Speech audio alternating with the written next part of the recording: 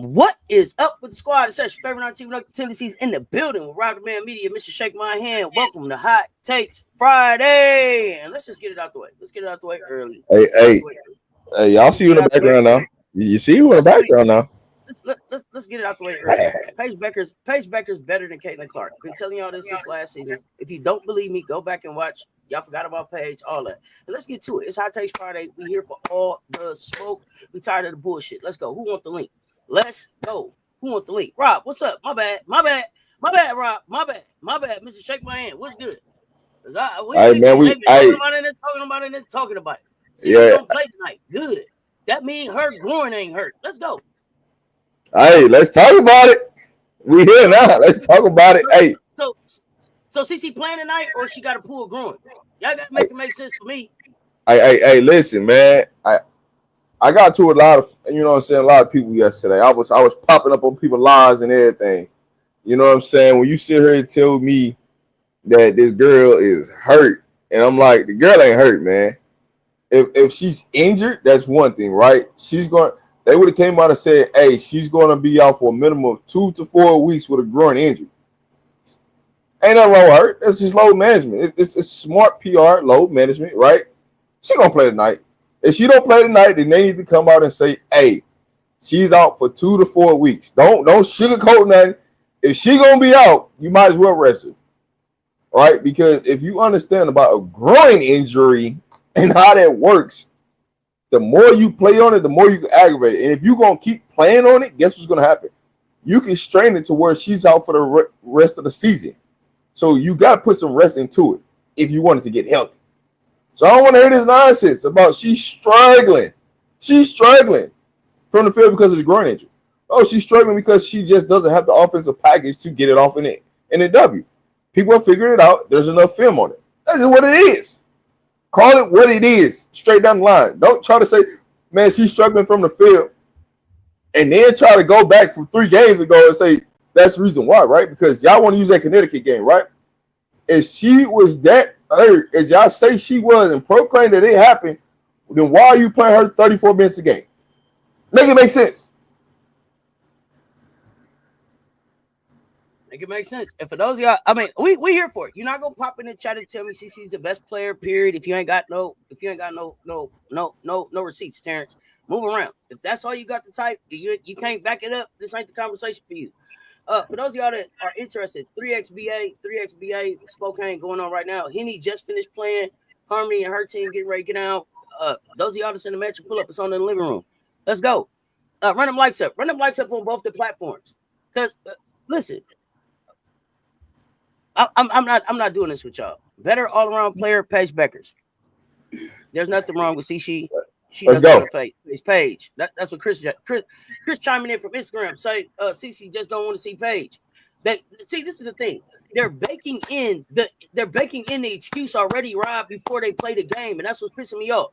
They already got the excuse ready. They already got the excuse ready if they can't get the goddamn thing done. Hey, listen. Last time CC seen Paige damn near dropped a triple-double on her. Y'all be afraid to talk about that, right? But I know everybody gonna talk about Iowa getting past UConn to get to to catch that ass whooping from South Carolina. That's fine. Yeah, y'all can talk about it. That's fine. But and Iowa won that game. But that I didn't feel like that was because of CC, and they was one play away from being 1-2-3 Cancun themselves. So Hey, but did Paige play y'all that can game? talk about that game. Yeah, Paige played that game. Paige played the game. Remember, they made the call. It was the call to move a screen at the end of the game. Oh yeah, yep. You know what I'm talking about? To come play South Carolina, catch that ass whooping they got. But bottom line, Paige left with a chip. Y'all get in here and y'all say, you think Paige can do what CC did at Iowa? What the fuck did she do? See, I'm asking a real question today. What did she do? What did she do? If y'all talk to me about breaking that record, man, they're going to erase that thing quicker than y'all can remember that she broke it. Because it's more talent coming. Paige left with a chip. Leadership. Check the box. Tell me in the chat, which leader are you taking to lead your team someplace? Paige Bueckers or Caitlin Clark? Rob, who you taking? Hey, listen, that's easy. That's easy money. That's Paige Bueckers. You see what's in the background. That's Paige money Bueckers, man. You see around, man. First of all, her nickname is Buckets, Rob. Nickname Buckets. What's Caitlin's nickname? I'm still waiting. For her to be all of this, she ain't got a nickname yet, do she? What is her nickname? Nah, they're gonna say it's CC. Well, okay. Oh well. Okay. All right. Okay. Well. All right. Yo. Mental toughness, Paige. Absolutely. You better believe it. Let's talk about it. So, Rob, you a coach. You a coach, and this is why when you said you wanted to have this conversation, I was so intrigued to have the conversation with you because I want you to give your perspective on these players. And this isn't anything personal with them. We're talking basketball. We're talking basketball. So when you put your basketball lens on it, I'm not talking about we could look at swag and all that. We're not talking about that. When you look at them with your basketball lens, what are the pros and cons that you see with both players, and why would you select one over the other?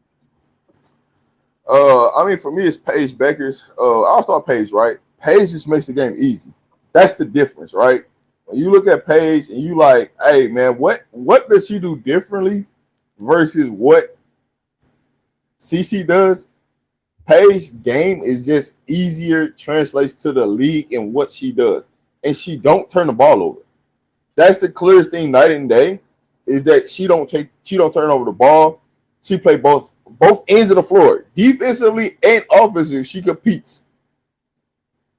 She has more of a complete game, more complete package. Her mid range is better, right?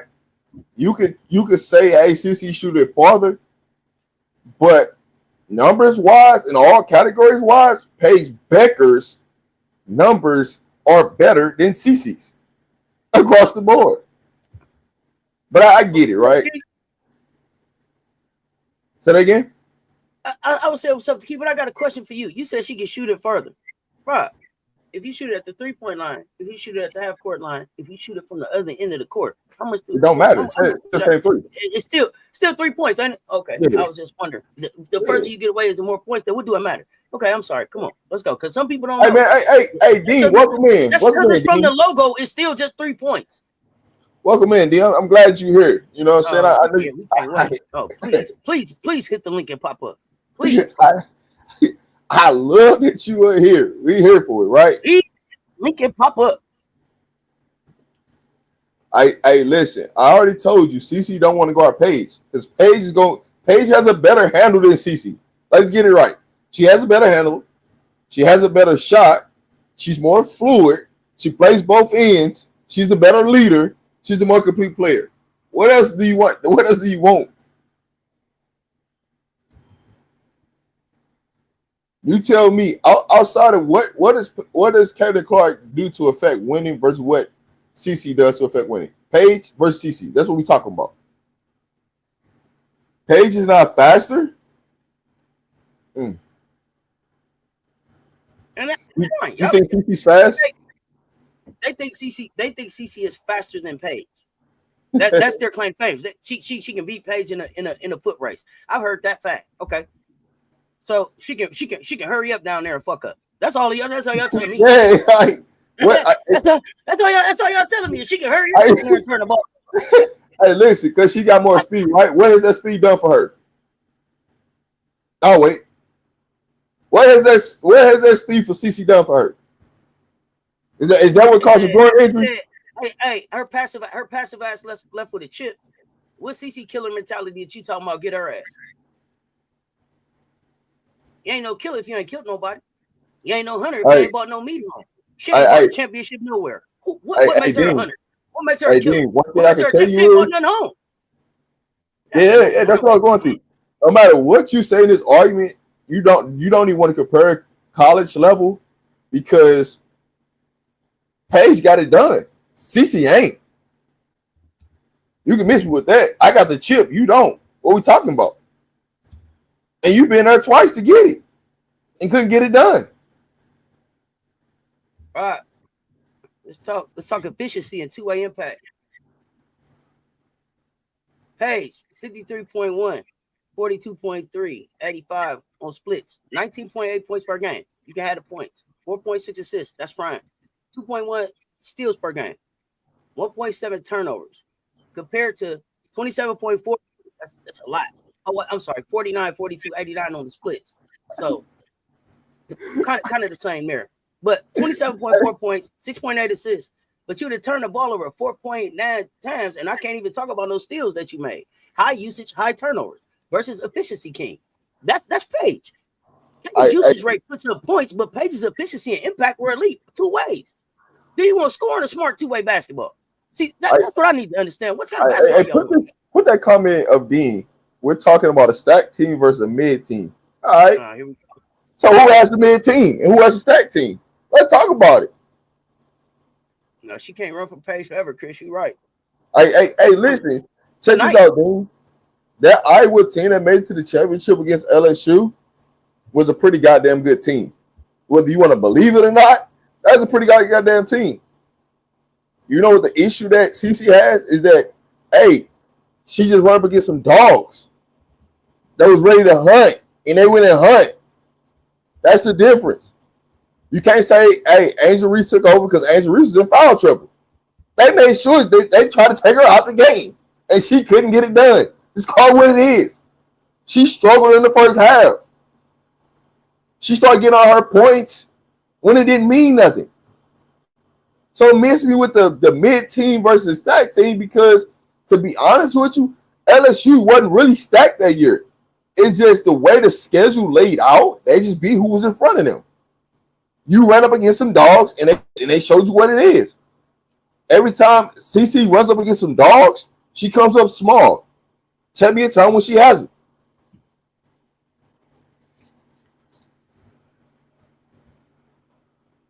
Let's talk about it. I'm here for it.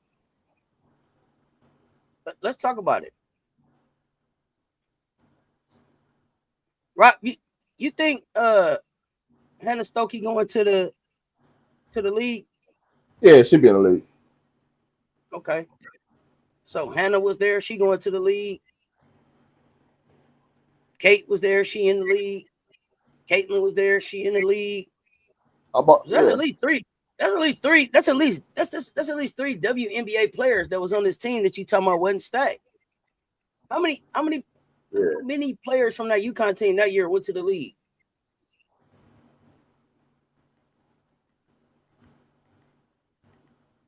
Hey, how many from LSU went to the league? Hey, come on, man. Yeah, come on, let's talk about it. Right. Let's talk about it. Hey, with this so-called stacked team, how many of them in the league? Killers come up big. You said Paige is not top 5 in the league, right? Not top 15 in the league right now. As far as what? That's who? As far as what? What are you comparing this to? Like, what kind of list? Not top 15 in the league. Matter of fact, Dean, do you want to just come up and talk? You ain't got to keep doing all this typing today. It's for you. Come on up. Hey, this ain't for everybody. Get your shit up. Get your 15 seconds of fame. Come on up. Drop the link, man. I'm here for it. You know what I'm saying? This type of conversation. Come on, today is the day. Today is the day for all y'all, because I'm tired of hearing this shit. Let's go. I want to debunk all the goofiness, so come on with it.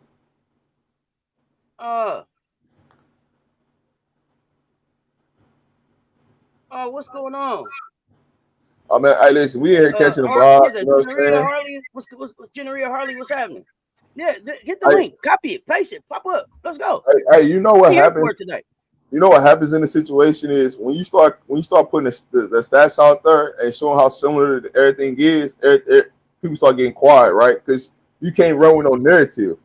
See, when you come in here, you gotta speak facts, and you gotta better back them facts up. And a lot of y'all can't back the facts up, so they just be quiet. We know y'all here watching. Hey, listen.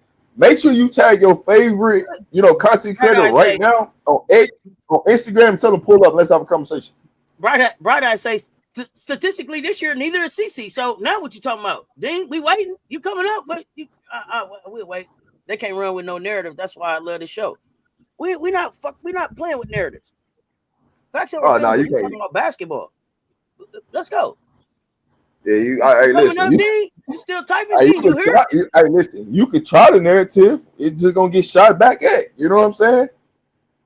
Well, it was some disrespect in the chat. I missed it. What's going on? Yeah, man. Hey, listen. What's happening? Hey, listen. Hey, MJ, you gotta look at it like this. They gotta start name calling stuff because they ain't got no facts to go off of. You can only go with the narrative for so long until somebody debunks it, right? So we here for all the narratives, so we can go ahead and debunk it and just get it out the way. And you can come up with something else. You hitting the link, or you gonna keyboard type it today? She's passive, run lanky, might have a little crossover here and there. Doesn't get guarded like CC. Plays average D. Got blocked by Citron because it was a weak pull up, and left college with a chip, and played in the final. Played at least up until the Elite Eight. Was it three times? You know what's crazy though? She still had over 20 in that game. She got blocked by Citron. Still had over 20 in that game. What we talking about? Had over 20 in that game.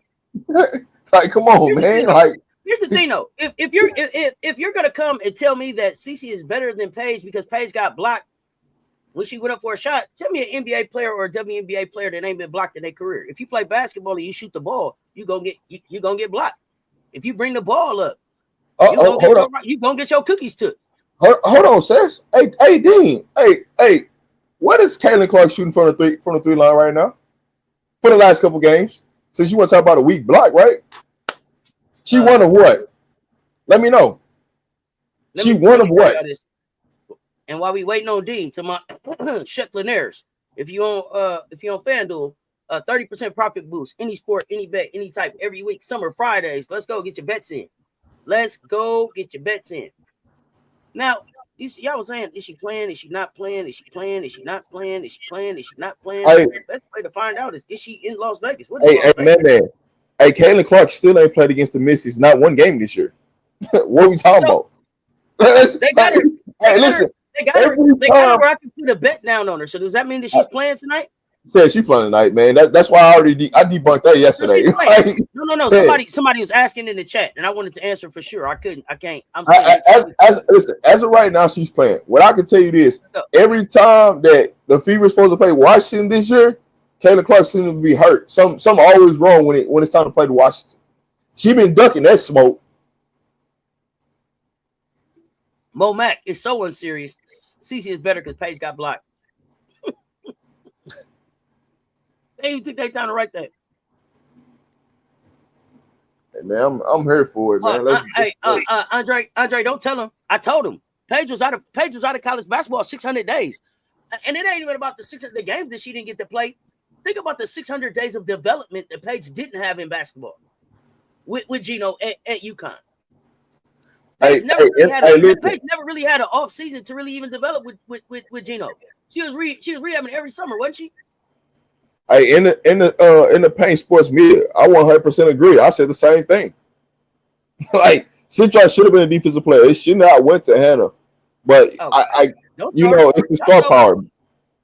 But Citron should be a defensive player of the year for easy. You saw the defense Citron played on. Was that Juju? I think Citron tried to defend Juju. Somebody else. Citron guarding everybody. Listen, we ain't got to go back to the college. We got the W right now. You see what she did last night? Come on, man. Let's start with the next. Let's start with it. They said she had a groin injury. Yet CC was jumping up and down last night, yelling at refs and players like, "This folks go big yikes." So here's the thing, Dean. I don't even got to stop. She playing tonight. I don't know what Rob is doing. But I'm gonna be right here. I'll be right here. Come up and watch the game with us. Come up and watch the game with us because I see you won't hit the link. All that typing you doing, you won't hit the link. I listen. You said stop it, but my bad. Hey, D, I got you. My bad. Yo, go ahead. I listen. I was the first person that told you that when it all breaks down, that girl ain't nothing wrong with that girl, man. That's low management at its finest, man. But they trying to tell me I was wrong. They trying to tell me that's low management. Just say she can't play back-to-back games. It's okay. She's struggling from the field. We want to give her a day off. Hopefully her shot could be on tomorrow. Just say that. We want her ready to play against Paige. I'm cool with that. But don't come out and say, hey, man, she hurt this. That's why she can't make a shot, this, that, and the third. Man, come on, dog. Miss me with all that. That ain't the reason what's real going on, man. She's struggling because these teams forcing her to go left, and all she can do is 1-2 step back, shoot a 3. That's all she can do. So, hey, we here for it. But like I said, man, I debunked all that. I waiting on some of these content creators, you know what I'm saying, that was trying to prove me wrong yesterday, that she really hurt. Like, man, that girl, it's the difference between hurt and injured. If she's injured, that means she needs to go sit down. That needs to say she's out for 2 to 4 weeks. Understand what a groin injury is and how it can affect you on the basketball court before you start throwing narratives out there. Because a lot of people don't even understand how it affects your game from a groin injury for basketball. Listen, there are levels to groin injuries. I don't think you understand. There are levels to groin injuries. This how I know you one of them tender ass fans, Dean. This how I know you one of them tender ass fans, because you came back and was like, is Paige top 5 right now in the WNBA? Not. I say she's not. But she's also a rookie. CeCe wasn't top 5 in the goddamn WNBA last year as a rookie either. She wasn't top 10 either.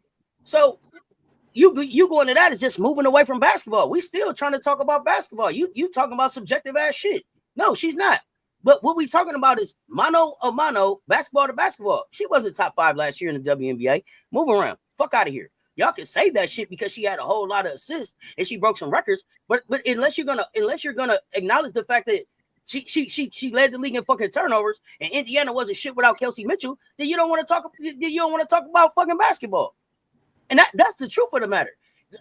You got to be able to talk about the team around Caitlin as well, because you just was talking about the stacked ass team that Paige played on, but Caitlin team pretty stacked up. She came in and she's playing with the rookie of the year. Paige is not playing with another rookie of the year. She came in and she was playing with Kelsey Mitchell. Kelsey Mitchell carried that fucking team last year. And they got CeCe ass out of the way to be able to get some success. If Christy Sides ass, who I told you I was going to get fired, didn't decide, yo, they're going to fire me anyway, and y'all are going to do what the fuck I say y'all are going to do until they fire me, Indiana doesn't have the success that they had last year, because they would have kept doing the same shit that CeCe wanted them to do, which was letting her be a high-volume shooter instead of getting the ball out of her hand and going into Aaliyah Boston and then coming back out and letting Kelsey score.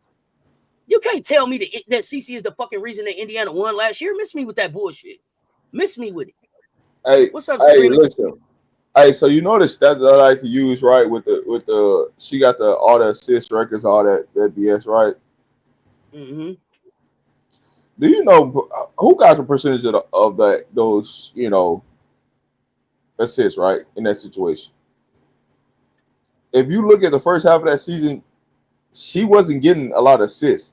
She didn't get a lot of assists until she started moving off the basketball. Till she started understanding, hey, I have to use AB because AB is going to be the key to me unlocking, right? So you say about, hey, they guarding her, they double teaming her, right? So what's coming out of that double team? She's getting easy assists, right or wrong. Because they double triple teaming her, somebody's wide open and she's passing the ball to them and she's getting assists. Because that's your favorite line to use, right? But they're not doing that to Paige. Hey, man, Paige seeing double teams, right? Because she's not always on the floor. Think about this. When Paige is out there, she's not always on the floor with AO on the floor. She plays a lot of minutes with AO not on the floor. And she's the vocal point. She's the number one option. It's just Paige then got smart and said, hey, listen, I'm going to get a ball up. I'm going to come off balls. I'm going to come off pin down screens. I'm going to get to my mid-range.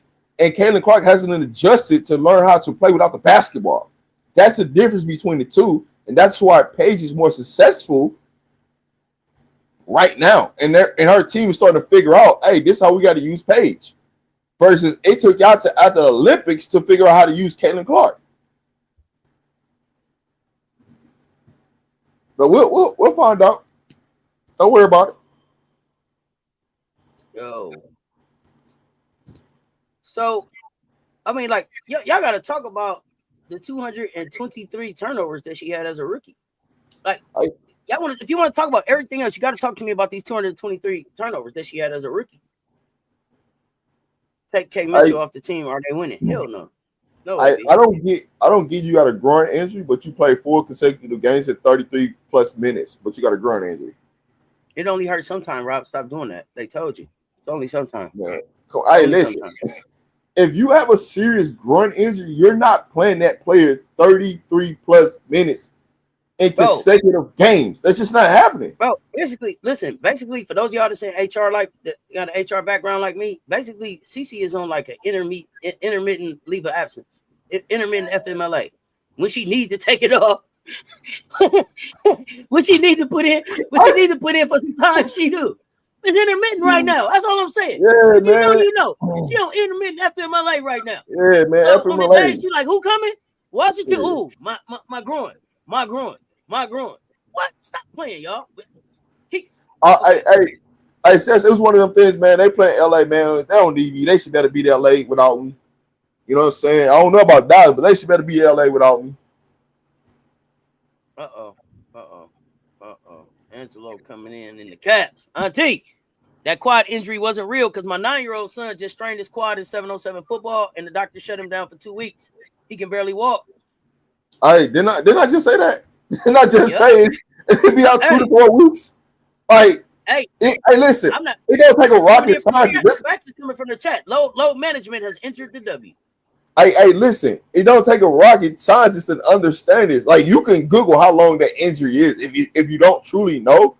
But if you play any type of sports and you got a groin injury, if it's any type of serious groin injury, you're out a minimum of 2 to 4 weeks. That's just to let you get right. And you gotta start testing after your 2 weeks to see if you can go.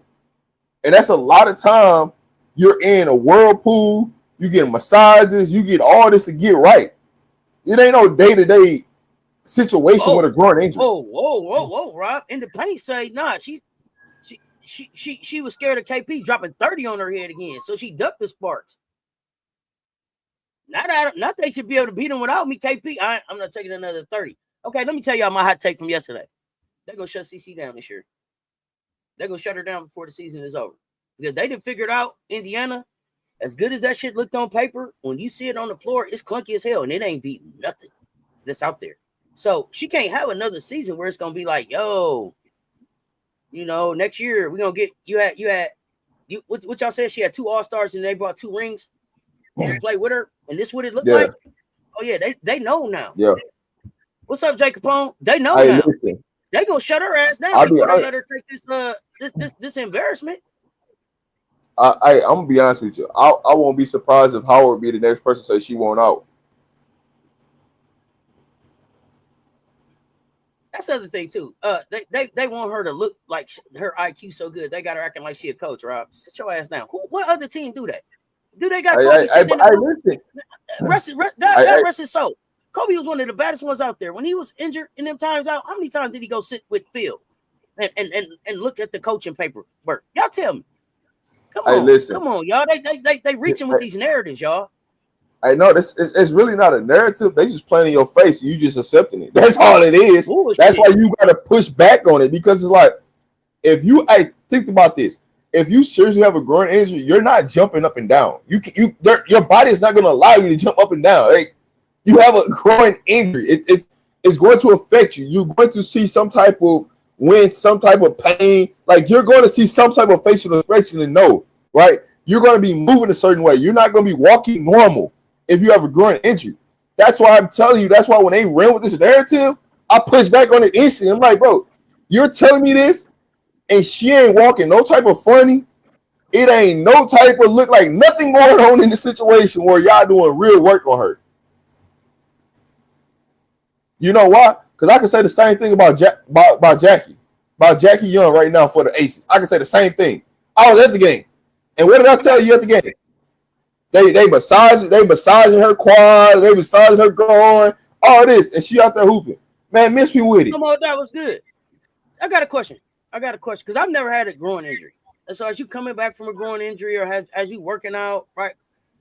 Shouldn't you see something like where they got her on the, I like to see sometime in the beginning of the game, they got the people out there with the bands and then they slow it down. Because they trying to see, can they go? You know what I'm talking about? Have you seen a clip of them seeing Caitlin go at the beginning of any game? Have you seen a clip of them doing any extra work to see how her groin is doing today? Testing the groin out. Is it warm? Talk to me. Does that not happen with the groin, or what am I missing? You're not missing anything. You're not. I ain't did nothing but twist my ankle, messed up my knee. Y'all got to tell me about it. Hey, but also, I don't think they're gonna ever show Caitlin Clark working pregame just so they can hide whatever they want to hide in the situation. Well, okay.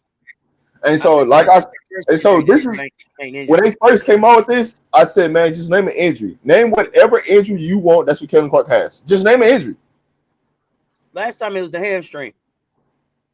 Hey, listen. She is slated to play tonight, and so we're gonna get to the bottom of it. I'm just telling you, Becker's just better. Go ahead. Hey, listen, sis. You know the hamstring and the groin, like they like, that's just the front and the back. That's just the front and the back, right? So. Yeah. If you had a real a hamstring injury, they playing with us like you don't know that your hip bone's connected to your thigh bone, your thigh bone's connected to your knee bone. You understand? They playing with us like we don't know.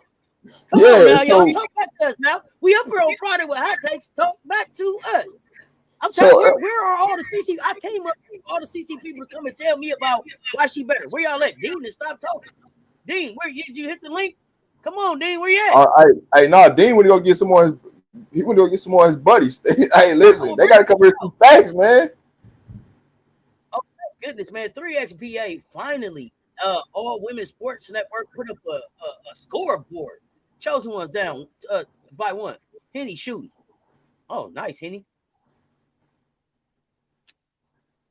Listen. Mo Mac, you're 100% right. That's what I'm saying. You're not jumping up and down. You're not doing none of this stuff that she's proclaiming to be doing. That's why I know you're lying. Like, just say, hey, man, we low bench her. We want her ready to go for, you know what I'm saying, against. Like, you can't say a groin injury day to day. Like, it don't fucking work that way. Like, it just don't. Like, I'm being honest. I don't know. Tomorrow. What? How? Hey, no, don't put him in no timeout. Let him talk. We here for it. I want to make sure he go get all his friends and buddies and tell them, come on, pull up.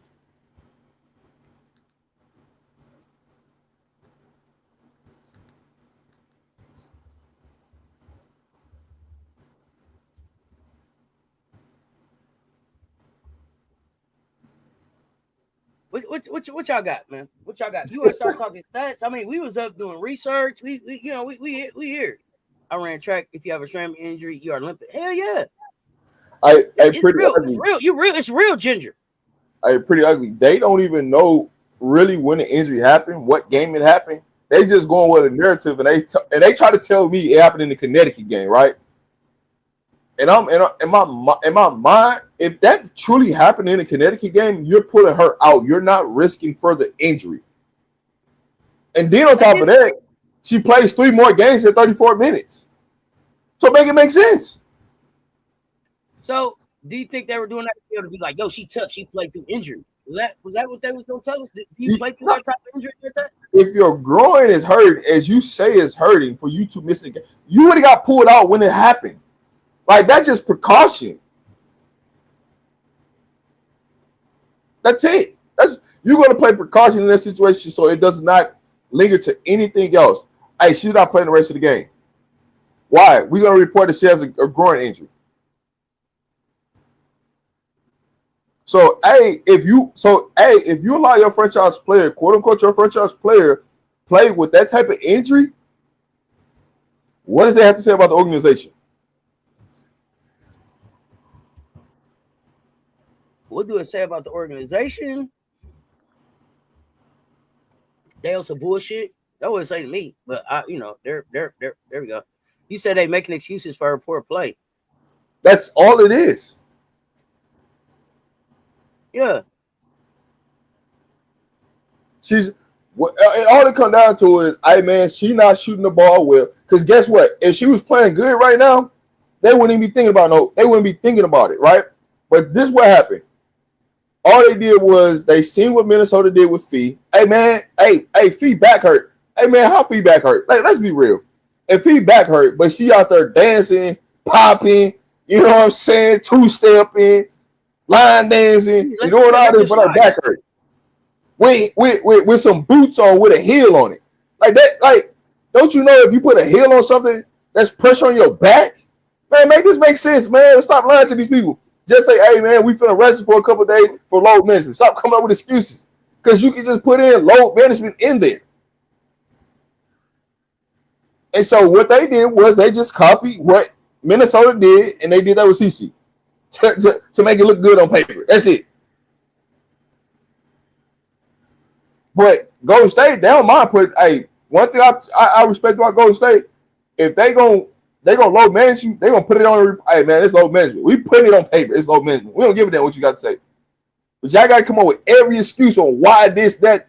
Man, listen, that girl not hurt, man. Just respect that she ain't hurt, and let's come with it. What do you think about that? That they try to keep her from breaking that turnover record. They got to do something. Hey, go up before that. I think you missed Pooh question. Who is it? Who is it? Pooh 3859. Yeah.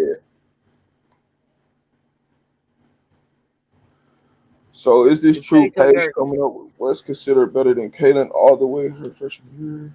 No. Kaylin ain't this big. I'm telling you, Pooh. It's a video on my channel called "Y'all Forgot About Paige." 600 days out of college. Paige came in and was the one freshman year. Paige won everything. I think Caitlin was like the Dawn State Award, and she had a co-award with Paige, but like Paige was the first freshman to win it all four together. Paige came in with the hype.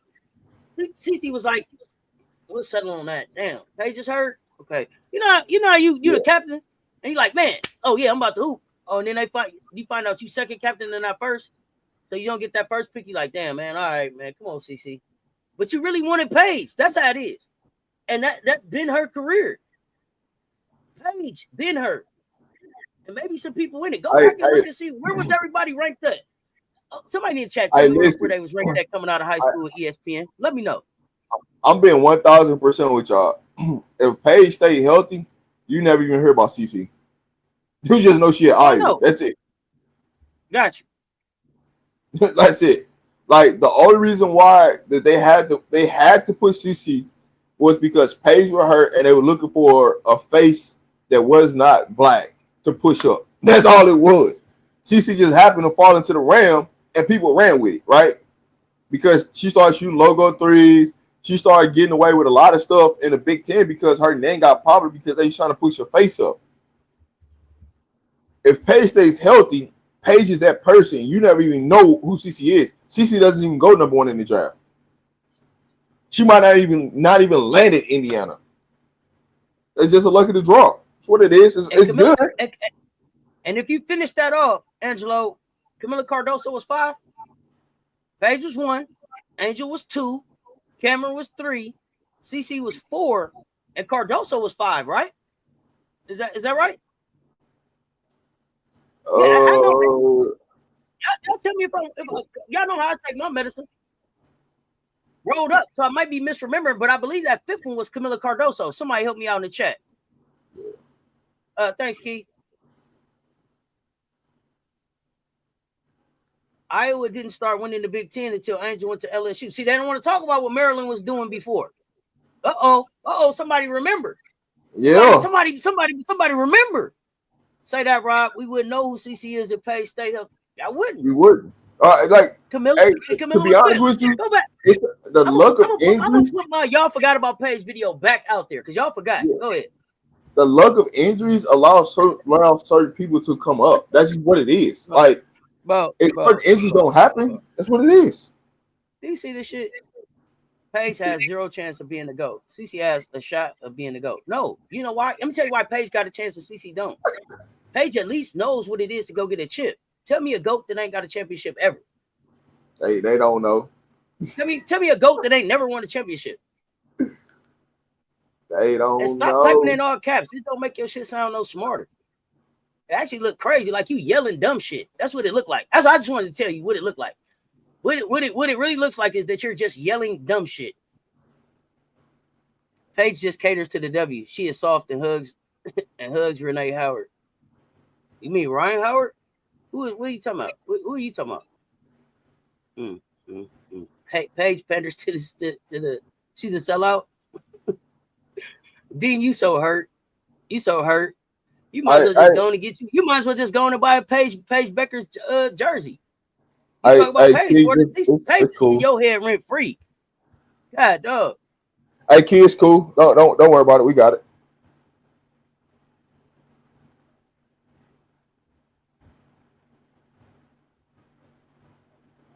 Citron got a bigger bag than Caitlin Clark. Yeah.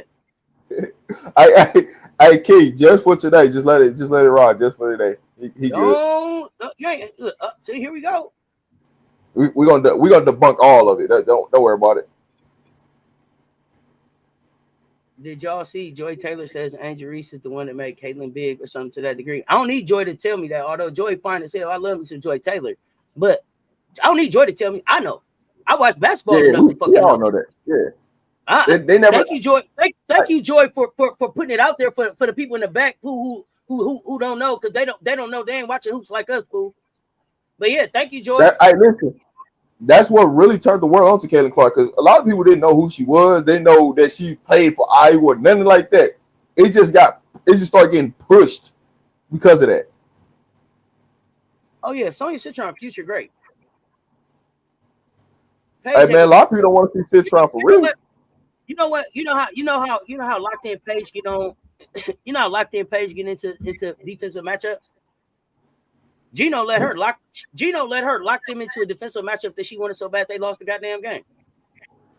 Paige wanted to guard Juju so bad. Juju was cooking Paige. Remember? Paige wanted to guard Juju.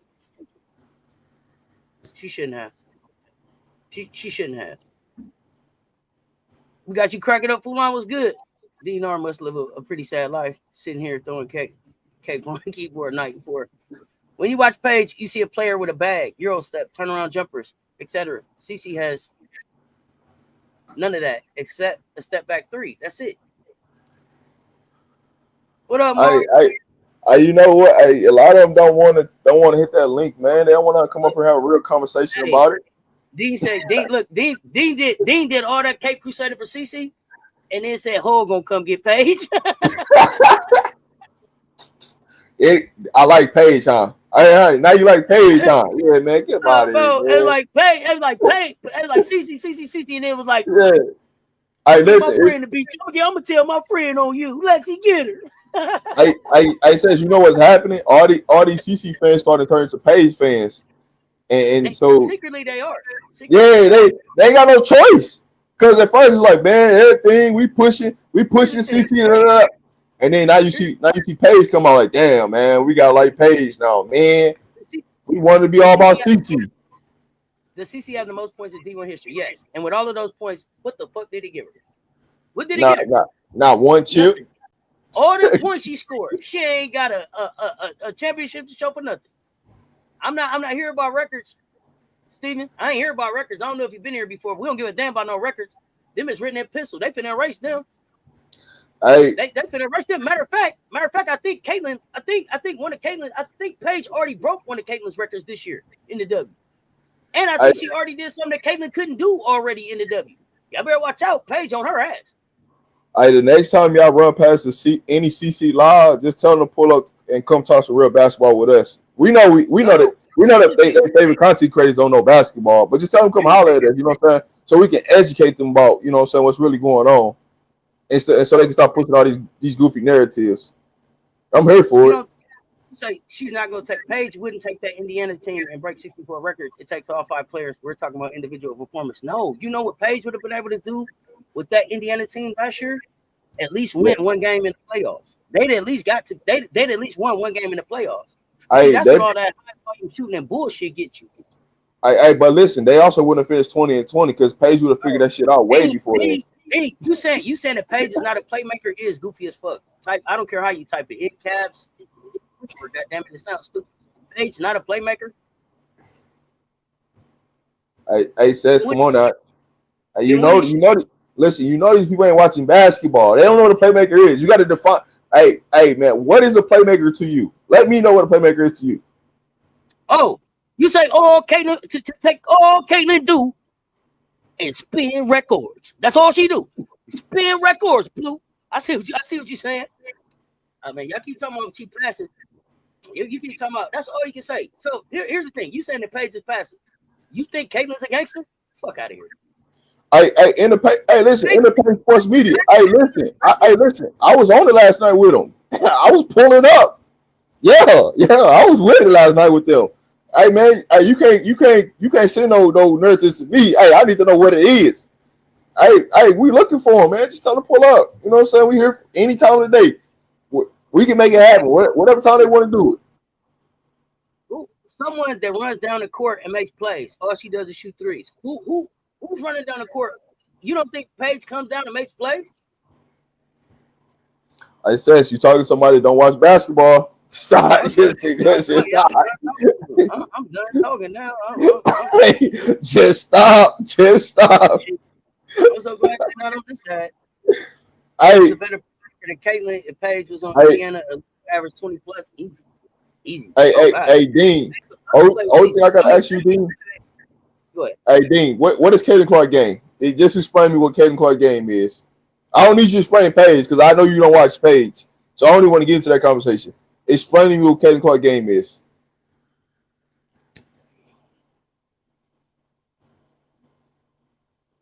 I gotta give him a minute and let him type right quick because I want to know what CC game is. Because I know you don't watch Paige. That's too much like right if you watch Paige. So right now, Paige is leading all rookies in scoring and assists, right? Even missing some games. She's leading all the rookies in scoring and assists this season. Okay. Listen, I don't need you to look at no box score either. Don't look at no box score and try to ask for the answer because it ain't there. Don't pull a Becky on me and start looking at the box score like it's gonna give you the answer. I just need you to tell me what Caitlin Clark game is.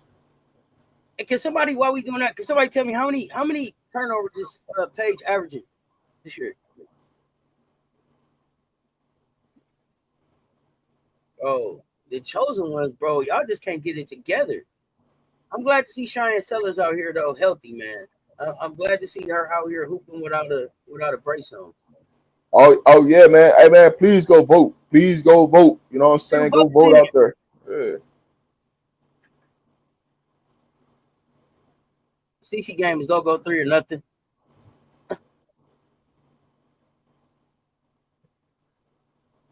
Hey man, they were doing a lot of talking yesterday, man. It's all quiet today, huh? They gotta play against Paige. They don't want to do all that talking. They want all that pressure on them. Here's the thing. This is how you know they front runners. Me, I'm gonna get up here and I'm gonna tell you, goddamn Gamecocks gonna be the champions right now. Gonna win all the games. They're gonna wait until halfway through the game, see how the game goes, see if they win. Then they want to pop up like with all their Indiana Fever gear on and they CC pom poms and all that bullshit. Cause they front runners. They only talk when they up. They only talk when they up. They ain't got no confidence in that bullshit. They ain't got no confidence in it. You know I don't respect people like that. You know what I'm saying? Hey, listen, if you're gonna talk while you're losing, while in the midst of it, and in the front. Hey, don't get to the front and start talking. I don't want to hear from you then. Pooh, welcome. Yes, and we do. So Let's Talk Sports, RobDaManMedia on all social media platforms. Yeah. Yeah, Sellers is playing right now in the 3XB, Spokane. So, Harmony Turner's there, Utsby's there, Von Lay's there, Destiny Henderson is there. Who the hell else I seen? They playing right now. If you're in the mansion, pull up. Hey, pretty ugly. You talking too much basketball common sense, right? That Paige will sacrifice to win. Hey man, CC ain't about sacrificing no stats now. She got to get them for them to win. She not willing to play decoy to get the win. Paige be like, hey man, pass that joint. Hey, listen. One thing I respect about Paige, she gonna pass that thing, and if you hot, she gonna make sure you stay hot. She gonna keep giving you the rock. Hey man, go do your work, man. Until it don't work no more, and then I'll take it back over. But she will defer. She'll do a lot of different things. CC ain't doing that. She can't take no backseat. Oh no. Paige is gonna make the most efficient basketball play. whether it's a pass, a shot, reset, whatever that is, she's gonna make the most efficient play. Paige ain't gonna shoot you out of the game. She's not gonna. She's not gonna. Hey, Dean. Hey, Dean, I'm being honest with you. Don't type in the chat until you tell me what CC game is. That's all I need you to type in the chat. I don't need you to type nothing else. Let me know what CC before you type anything else in the chat. You know why you don't see Paige getting knocked down and guarded hard? You ain't watching.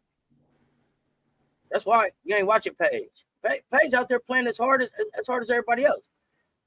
I think what you don't like, the reason probably that you don't like Paige is because when you see Paige out there, you see Paige getting respect from the vets that CC don't get. Coming into the league, Paige getting respect that CC don't get because ballers respect ballers. They respect her work. They respect where she's at right now. 600 games out of basketball, 2 ACL surgeries, and you back with the chip. And came here how you came. Miss me with that. And in here hooping. CC can't say none of that. CC can't say none of that shit. CC 600 days out of basketball, is she even in the WNBA? That's my question. If CC misses 600 days of basketball at Iowa, is she even a number 1 pick? Do we even talk about her? Flip the narrative. If Paige never gets hurt, does she leave with more than 1 chip? And I'm a Gamecock, potentially. But CC, if she had missed 600 days, who the fuck is she? Because she needed them 600 days to be able to break the record. Who is she to y'all? Do y'all even know her? Does she even get in Angel's presence to even get a "you can't see me, ring me"? Do she even do any of that? How many of y'all put a 5 in the chat if you had a CC jersey before ring me? I'll wait. Put a 5 in the chat if you've been there. Put a 5 in the chat. CC didn't take 4 scrubs to the finals twice. Bullshit. And the reason why I know that's bullshit is because I sat up here and told you that CC played with at least three WNBA players. Miss me with that. Miss me with that. She played with at least 3 WNBA players. Matter of fact, Megan Gustafson was there too, right? Hannah Stokey gonna go. CC is there. Kate Martin went. And Gustafson, she played with Meg too, right? So miss me with that shit. Now you want to know how many turnovers Kobe had, how many LeBron had. You know what? You can tell me how many they had. Look it up. And when you finish looking it up, tell me how many championships they had, how many chips they had. Stop that. That's the part that I'm talking about. See, the only reason that I brought up the turnovers is because you motherfuckers don't like to talk about the turnovers. Y'all always want to come in with all of the other shit. Y'all always want to celebrate only half the shit that she did. Put it all on the table. Put it all on the table. Because see, y'all put everybody else shit on the table. But y'all like to hold her shit back. Oh no, don't talk about the turnovers. Let's not talk about assist to turnover ratio, the very fucking stat that we've used to measure the quality of a point guard forever in basketball. We don't even talk about assist to turnover ratio because if we did, they wouldn't be able to talk about her ass at all. At all. Nope. You wouldn't even talk about that shit. Kobe and Bron play defense. I don't even know why they like to bring up Kobe. They like to bring up Bron. They like to act like CC is like Steph. She's not Steph Curry either. Miss me with that bullshit. All of these whack-ass narratives that y'all coming with, we pushing back on them today. She's not gonna play no 3-on-3 basketball. She'll be exposed. And she's not gonna ever win the 3-on-3 shootout. Because she's a step back to the left 3-point shooter. She would have to learn how to shoot off the rack.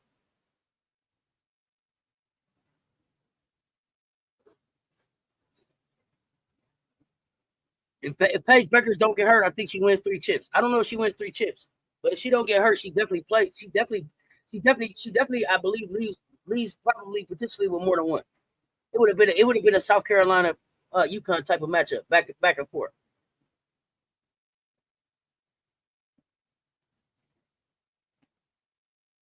Here's the thing: you can tell me the CC averaged 10 assists per game, and hit 3s. That's fine. But Rob, when you type that shit in there, tell me how many turnovers she had. See, I don't like to talk about how many almost trip dubs CC had with 10 damn turnovers. Y'all don't like to talk about that. You gotta keep typing. That's the thing. Yep, nice work. Logo 3s don't mean shit. A logo 3 don't mean shit. If you make 1 3 and turn the ball over 3 times for 9 points, that 3 is a -6. God damn it, a -6.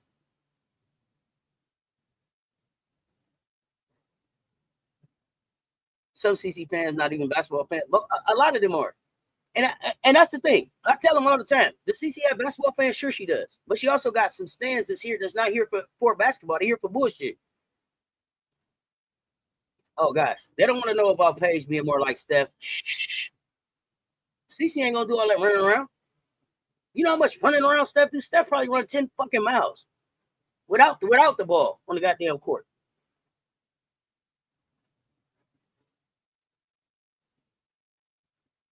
Turnovers come from her teammates not catching the ball. Watch the games. I do watch the games. But it also comes from her making bad fucking passes. They just ain't out there just fumbling the ball all the time. It ain't. That's the other thing. Y'all don't like to make CC have ownership. It ain't her fault. It ain't her fault. Fuck all that. CC fandom is majority racist and Angel haters. There's a part of that Clarkanian fan base that is very much racist and Angel haters, and there's some that's here pure for basketball. But what I don't like is the people who can't talk pure basketball and can't take the ownership for the bullshit that she does, and don't take ownership for the skill set that she doesn't have. CC be out there on bullshit. CC be out there straight whining, flopping, trying to be overly physical with people, and then when they get physical back with her, then she falling down. She hurt. She a victim. Fuck all that. If you a hooper, hoop. So many CC fans are not real basketball fans. You keep saying that. Keep that in mind when you see her minions in chats. Exactly. Not Timo Cruz. Not Timo Cruz from Coach Carter. Don't do that. Not all her turnovers are from passes. It's from her getting her pockets picked, her throwing out of bounds, stepping out of bounds. Okay, see, pretty ugly, getting deep. Gabby Marshall should be in the league, but she sacrificed being a point guard to boost CC. That's another name that could have been in the league. That's good point. Good point, DZA. Keisha Posey, we ain't got time. This is what these platforms are for. And I see content creators misusing their platforms all the time, pushing bullshit narratives. I ain't doing that. We come with receipts over here and facts. Get out your feelings and get to the facts. That's where we at up here. But thank you, Keisha. This is what we want to use our platforms for. Our problem I have come from teammates not catching the ball. Oh my gosh, Rob, if you watch this channel, do you know we watch all the fucking games? Miss me with that lame ass shit. I don't give a fuck how much you type it. If you watch games, you would know that. I watch games. So now type something else. Come with a different narrative. You sound like that same tired ass CC shit that they pushing. And she ain't even no fake thug. I don't know no thug that I don't know no thug that need an enforcer. I know thugs that have enforcers, right? Like they rank up to a place where, hey man, they got a crew around them. But if you text any one of them, they don't need their crew to handle their business. They gonna handle it.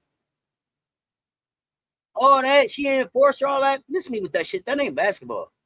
And then Mo Mac, they only want to enforce when they at home. They can only enforce when they at the crib. When they at your house, they got to call the police. Look at the ref. They bumped me. Fuck all that. Bump them back. That's what you was doing in Indiana.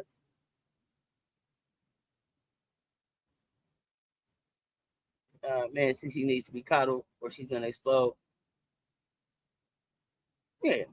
The Kardashians. I don't know who they is. Paige's rookie year is quietly better than CC's, but they won't talk about that. That's why they're not talking about Paige. Because if they talk about Paige, they'd have to talk about that quietly. Her fucking year is better. Even though they'll say, like, not a record, Dallas this, Dallas that. They've been waiting on Dallas. They've been waiting on Dallas to be a problem. The players just keep saying all the right shit. Gabby was a little small for the W. Yeah, you know what, MJ? I'm looking at Henny out here. I was looking at Henny in the 3-on-3, and I'm like, damn, man, it's besides her size, I don't see nothing else keeping Henny out. Okay, Harmony hooping. CC fans don't know one game occasions before you can't see. Hell no, they don't. Paige game is so clean and so smooth. A twin. Her three so wet. It rarely goes around the basket. It rarely even goes around the basket. That bitch, whoop, like a swimmer, like a diver in the pool. Whoop, little splash, just a little splash. I love to see that. I love to see that three. The WNBA at the top. Let's take blame for this crap. They hype CC and she doesn't even play a look at defense. How you a GOAT? You can't play. How you a GOAT and you ain't got a championship? I don't know how y'all talking about somebody a GOAT and they ain't got a ring. First of all, you shouldn't even say that. What's the real story without going no on ring. with Bonner? We don't know what's going on with Bonner. Bonner said she'll tell us in due time. What you say, Rob? I said you can't even put the word GOAT and you don't got a ring or nothing. Yeah, we ain't doing it. Makes sense to Gabby me. had lockdown defense at 3. She was a point guard in high school. I don't know what happened to Gabby. I don't know why Gabby. I don't even know where Gabby is right now. Do you, Rob? You know what happened to Gabby Williams? I Gabby Williams? From Iowa. No, I don't know what happened to her. She might be overseas. Okay. Paige has a consistent mid-range. CC does not. Drop the mic, Jacob. On mic drop. Yeah, most productive like college collegiate players overseas playing.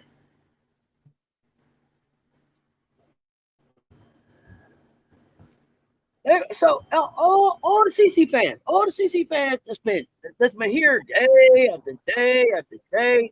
I'm sorry, y'all. I said Gabby Bueckers. Thank you. Keep me straight. She's a GOAT. She ain't no jury, just ribbons hanging on her refrigerator. Yeah, ain't no GOAT. Nanny GOAT.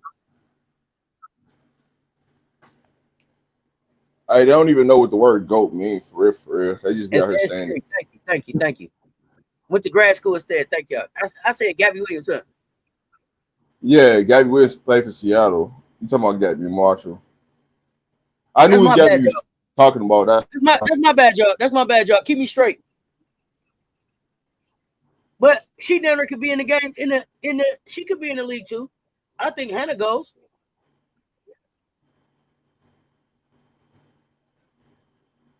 Those other channels are not being misused. They're crafting a predetermined narrative.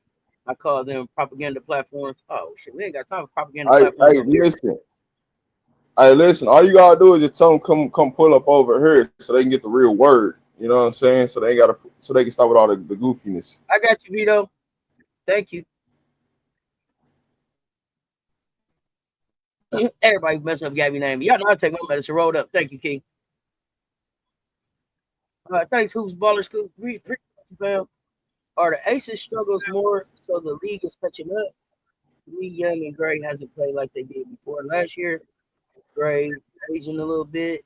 I think the league is catching up. I think we got work to do. We got work to do. The league is catching up. Asia talked about everybody running.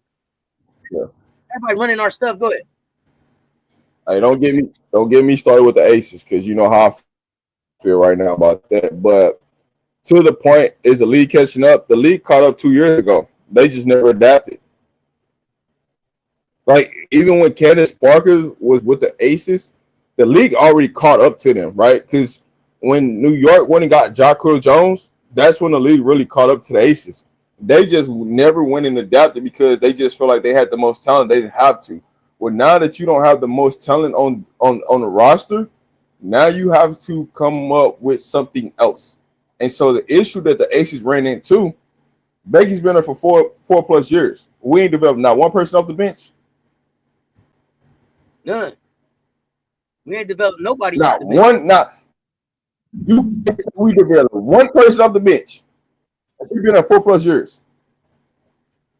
But y'all can go back.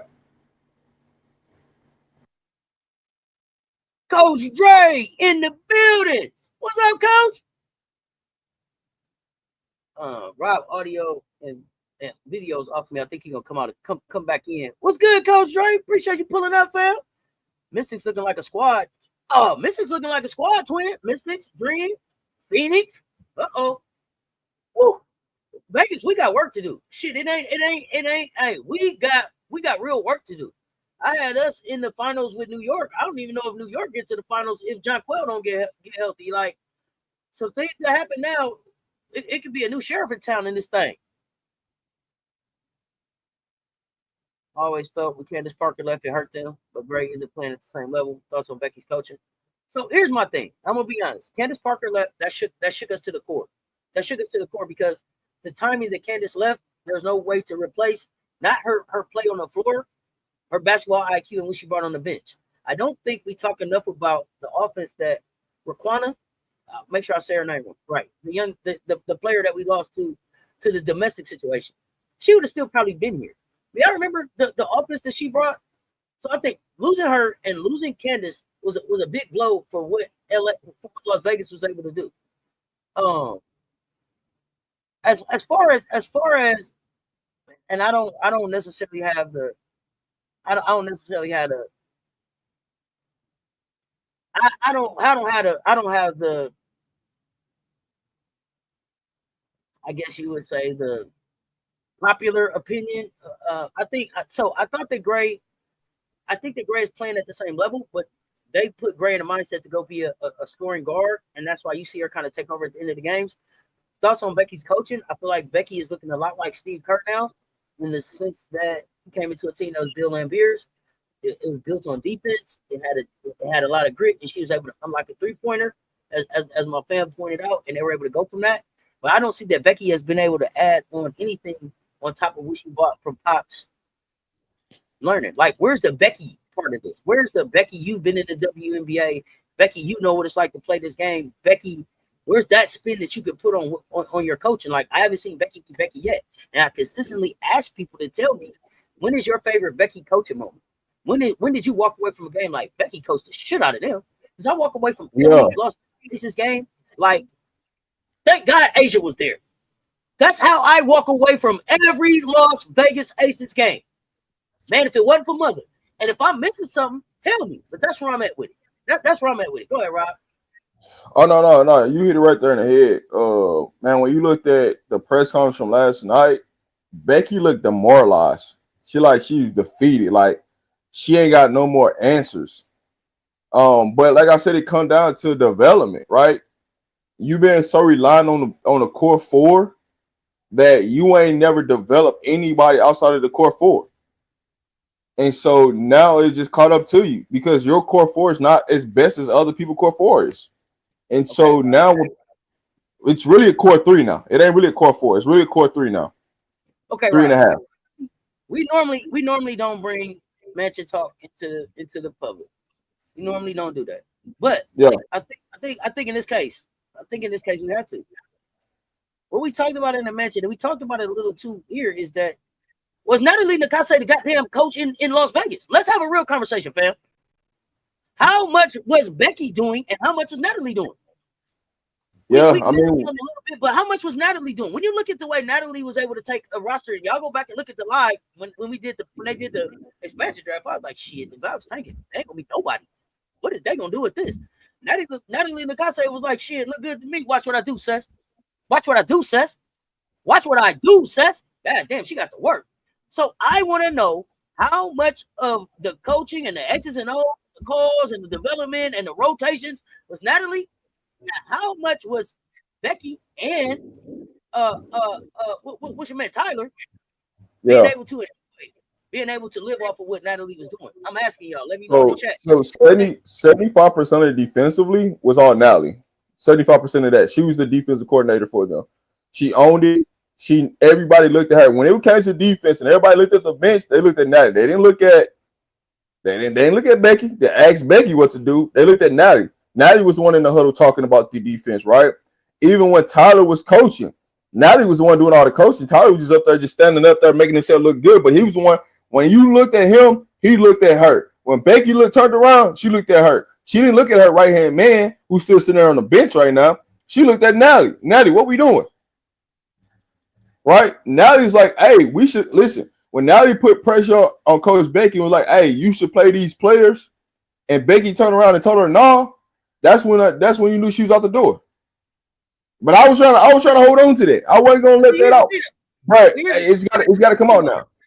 You get to cheat because you watch from a different lens. Like you always like since we've been doing the shows, your thing is if you want to know what's going on with the team, watch the assistant coaches. So now I'm starting to pay attention a little bit more attention to the assistant coaches to get a feel for it, right? But those are the things that I don't think people pay attention to that you point out. Who are they talking to when the players come off the court? Who's getting up? Who's in the huddle? Who's drawing stuff up, right? So when the last time y'all seen Becky grab a clipboard and draw something of substance? Hey, listen, she'll have a clipboard. That don't mean it's nothing that's really being drawn on it, but she'll have it. That's why I And said, and so, draw something of substance. yeah, That's why I said of substance. When yeah. you walked out, I'm like, good play, Becky, out the timeout. Well, I'll say last night she actually drew up a good time ATO at the time, play. She drew up one. They got a bucket with Asia Wilson with like a minute and some change left. She drew up a good play. It was just way too late for that. If you're gonna draw something up like that, you should have drew that up at the beginning of the third quarter. Hey, this is how we come out to execute. I want to know where they really be saying at halftime. That's the conversation I'm at right now, right? Because it ain't the first two quarters, it's the third quarter that we losing games at. I'm talking about getting blown out the floor every third quarter. What's up with that? Okay, so what you telling me is, what you telling me is, this is what I'm interpreting what you saying, and you let me know. You telling me that Becky can't even hype up her team at the half? Is that what you telling me? Hey, so listen, when you get to halftime, walking back out to halftime, down, and you can't rile them up to start off at home, Rob. We coming out flat on the third quarter at home. How? But see, says it's not about rawing your team up, hyping your team up. It's about making adjustments at halftime. You need your team to be calm when you're at halftime. So when you're talking, they can process what you're saying. If they're too hyper, no matter what you draw on that board, it ain't gonna mean nothing. They're not looking at it. What I'm saying is this: if you ain't got nothing to say to them, at least tell them to go out there and play hard. At least have them come out and play hard. We come out flat. You know, South Carolina comes out. Golden State does it too. They come out and they win the game at the beginning of the third quarter. Why not here? Here's the hot take with the Aces, and I'm just being honest. And then we got a question for you here. Go ahead. Becky, Tom, and her voice has ran out in Vegas. There we go. Her voice is. Well, listen. When you can sit at a press conference and say, "Hey, we watch number of film. I put number of film up there. I explained to them, and you can't do the last piece of that, and that's go in the practice facility and practice what you just watched, practice what you just taught." That means your voice is getting old. That means people are tuning you out. That means it's time for a new voice. That's why I said when she looked at that press conference last night, she looked defeated, like defeated to a T. And so when you look so defeated like that, where you don't have no answers, you should have some assistant coaches that should be able to help you get some answers to fix the problem. Right now on that bench, she does not have assistant coaches that can fix the problem due to the fact of her assistant coaches do not relate to the players that they have currently on the roster. Last year, the coaches related to the players because they were younger. They weren't that much older than the players, but also they had relationships with the players. The coaching staff this year, I'm not going to say that they don't have relationships with the players, but they don't have strong relationship with the players where the players are asking them for guidance, where the players are asking them, seeking for understanding of what they see on the floor. So to answer your question, who's that? Pretty ugly, right? How important is assistant coaches to a head coach to a team? It's very important. The stronger your assistant coaches are, the stronger you are as a head coach. Your players spend more time with assistant coaches than they do with the actual head coach. So if you can't get it done as assistant, your assistant coach can't get the job done, you will fail as a team. Every team that's won a championship has strong assistants. Their players buy into their assistants. The teams where the players don't buy into the assistants, they fail every year. Just name a team. Go watch them when the players come off, how the players interact with the coaches. It tells you everything. Majority of the time, the players will interact with the assistant coaches more than they will with the head coach because they see them more. And all the head coach got to do is come in and deliver a message, execute what they want done, and they'll be fine. So those are the things that I'm saying when it comes down to the execution piece of the assistant coaches. they're not doing their job, and that's part of the fact of why Becky's in the situation she's in right now, and why she looks defeated is because her assistant coaches are not bringing anything to the table to help them get over the hump right now. Is it a trust issue with replacing the coaches on Becky's part? I mean, Becky brought these assistant coaches in. That's who she wanted. At the end of the day, right? They had to replace pretty much their entire assistant coaches, development coach during the offseason. So it's going to take some time, some knacks, some chop. They got to keep chopping wood. At the end of the day, you got to keep chopping wood to see if things turn around, right? But there's somewhere in the locker room between the organization, the assistant coaches, and the player. There's a disconnect. Because you can't get them to buy in to play hard right now. You can't get them to buy in to play defense on a consistent basis. That comes down to pure effort. And if you want to play bad for a coach or run through a brick wall for a coach, you're going to play with effort. You're going to play with a heart. You're going to play with a determination. And when you lose that piece, you're back against the wall. So whatever you're doing, you got to change whatever you're doing and try to recreate something else. Adjustments is the key to all success. If you keep doing the same thing over and over again, you're going to fail. If it's already failing, you're going to continue to fail. So what are you doing different? And so that's the part where Becky has to get over and understand that it's time to make some changes. It's time to make some adjustments, offensively, defensively. It's time to make some lineup changes, right? She played differently last night. She played different lineups and tried to do this and try to do that. But when she had a lineup that was successful, she didn't stay with it. Ride the hot hand, right? Allow them to keep knocking and chopping wood so it makes it easier for your starters when they come back in the game. But she didn't stay with it. So it's a price you got to pay. So is Becky a little overrated to both anyone who has USA players currently on the roster? How many plays in last year's USA team? About 3 or 4. Hey, listen. Let me explain something about Team USA basketball and what the league did to Becky and Aces. They set them up. That's all they did. They set them up so somebody else can win a championship, right? Think logically about what happened, right? When you look at the Aces, they didn't get the rest. New York got the rest.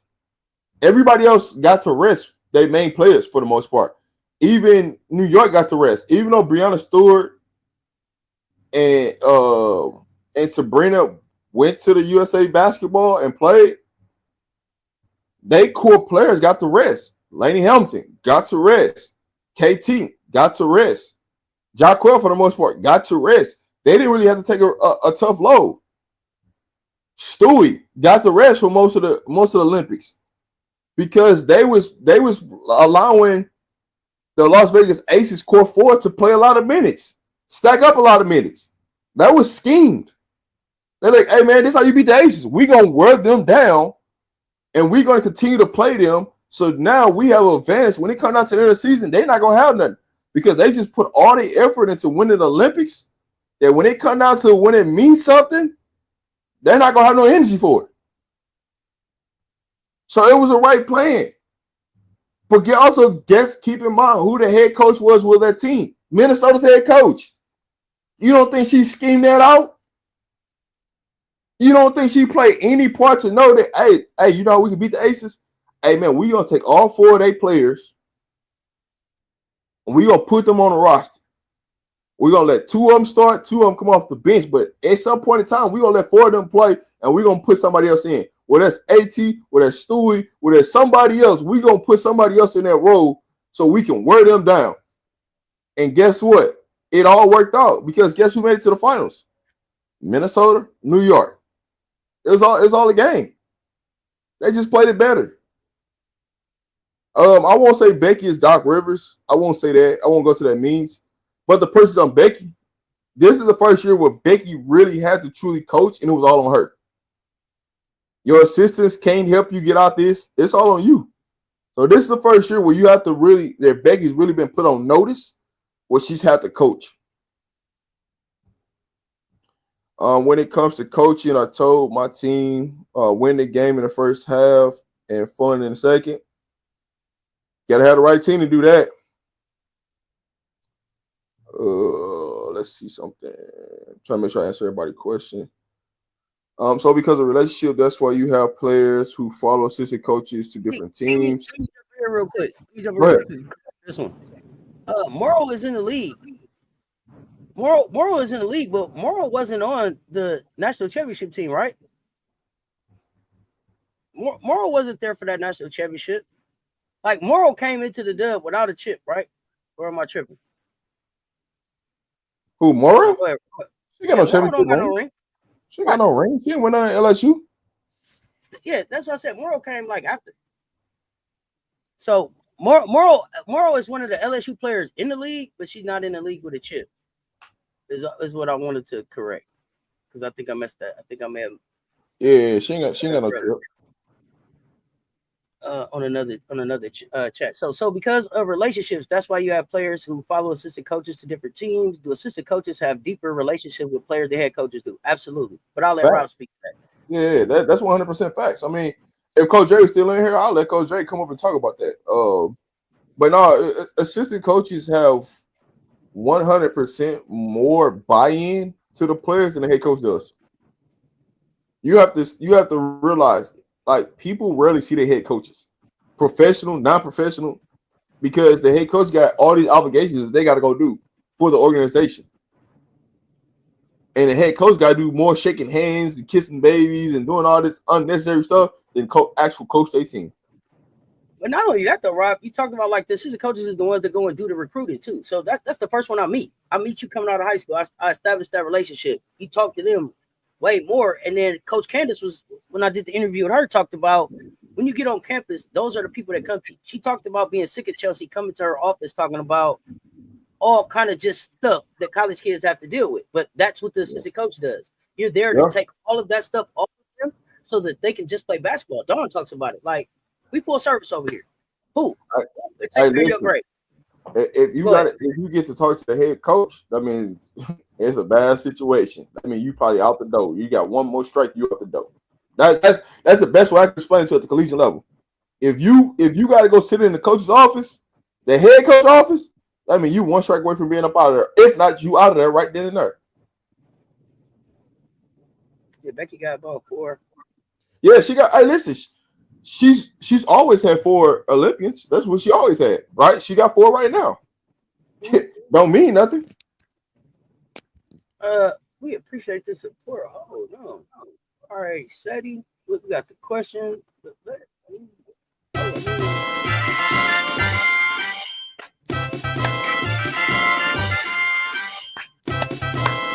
Let's get it. What about bringing in Teaspoon as an assistant coach? So she should be on somebody's staff. I'm gonna say this. I thought that was the plan, especially when I saw Becky and Teaspoon hook back up at the championship, Rob, and I see them talking and going back and forth. Then they made the moves. I'm like, oh, this is perfect. Teaspoon come in. You can help with some of the buy-in that maybe Becky doesn't have with some of the younger players, how to connect with them, and then Becky could give you some head coaches, some head coaching, mentorship. So I was shocked. So here's my thing with Becky. I don't know if Becky really likes a coach that has pushback, and it's not a yes person. Even though the head coach at Golden State, she didn't really push back, but she understood how to push the agenda. It's not about, what you say is how you say it. She just was able to say it in a nice way where Becky can understand it to do it. I don't think Becky would understood if somebody came with her and say, hey, look, hey, man, we got to cut it. Like, this ain't working. Let's move to this phase. Let's go to try this. I don't know if she's willing to accept that on her bench. And that's the thing that I just don't know if she's ready for that. Because Becky herself has a personality that has a strong personality. So I don't know how well she likes her assistant coaches having a strong personality. That's a good point. Pretty ugly. Dawn seems to have a coach. I think Dawn is an anomaly for sure. She's the one-off. I think she's the standard that coaches are trying to get to. Like Dawn talks about in a book, especially. It's funny that we're talking about this right now because what Dawn said in the book is I'm open. I'm here for you. Use me as much as you need to. She said there are some players who rarely come and sit down and talk to her, seek out her guidance, mentorship. That's fine. As long as as long as you're doing what you need to do as far as coaching and player, and delivering on the team. But there are some players who, like you said, it's some players who say, Asia, Aaliyah, most of them that you talk to say Dawn did as much for them on the court as she did off the court. So But I think she's the I'll anomaly. say this though. You have to understand, a lot of them are afraid to have that conversation with their head coach because you don't know if your head coach gonna judge you or not. You got like when you talk about collegiate, just because a head coach got you in there, don't mean that they really care about you. All they care about is getting to their next paycheck. Are you helping them games to get to their next check, right? And if that's you're why she's not, an anomaly, because she said exactly what you said. Yeah, she said exactly what you said. Like that, but that's what it is, right? And like her and Deion Sanders or Coach Prime are the same, right? They think the same way, they act the same way when it comes to players. But not every coach that's in collegiate thinks that way. A lot of them just don't care, and so that's why you have a lot of these kids with mental health issues, and it's been ignored. And when you start looking around and they start doing all this stupid stuff, it's because there's nobody that's checking it. 2, there's no guidance. 3, there's no support. So when you have those type of situations going on, that's what you get. Absolutely. I mean, she said exactly what you said. Some people are scared to talk to her. She said she is so non-judgmental, and she's been coaching so long that it ain't nothing she ain't heard. You're not gonna tell her something she ain't heard before. But that's the key thing, right? When you start coaching, and I think what people don't understand, when you start coaching and you start coaching for years, there ain't really no situation that you ain't never heard of, ain't never saw, ain't never dealt with, because it's you get thrown at it year after year with so much stuff, right? Of situation where people or kids going through and things like that. So it's not too much that you ain't heard of, but some people are just afraid to open up because they don't know how their parents will react if they open up to you. So it's a lot of times it's not the kid, it's about the kid doesn't know if they could trust you without having to say nothing back to their parents because of the way they was raised, the way they came up, and that the parents might go off on them because they said something and they might just need the honest help. Hello, friendly. Yeah, you said to be honest, you do see her trying to plays, and remember, of course, right next to the visitors bench. That's good. So since you remember her drawing up plays, and you right there, courtside next to the visitors bench, tell me about the play you saw her draw up, and you was like, God damn, Becky, you coaching your ass, because you right there, courtside next to the visitors bench. You should be able to tell me what was your favorite Becky coaching one. Hey, hello, funny. Where you was at when I was at the game?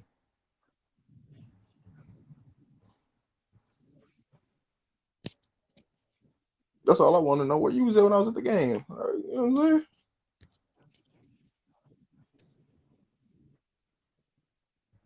It might be a little delay right there.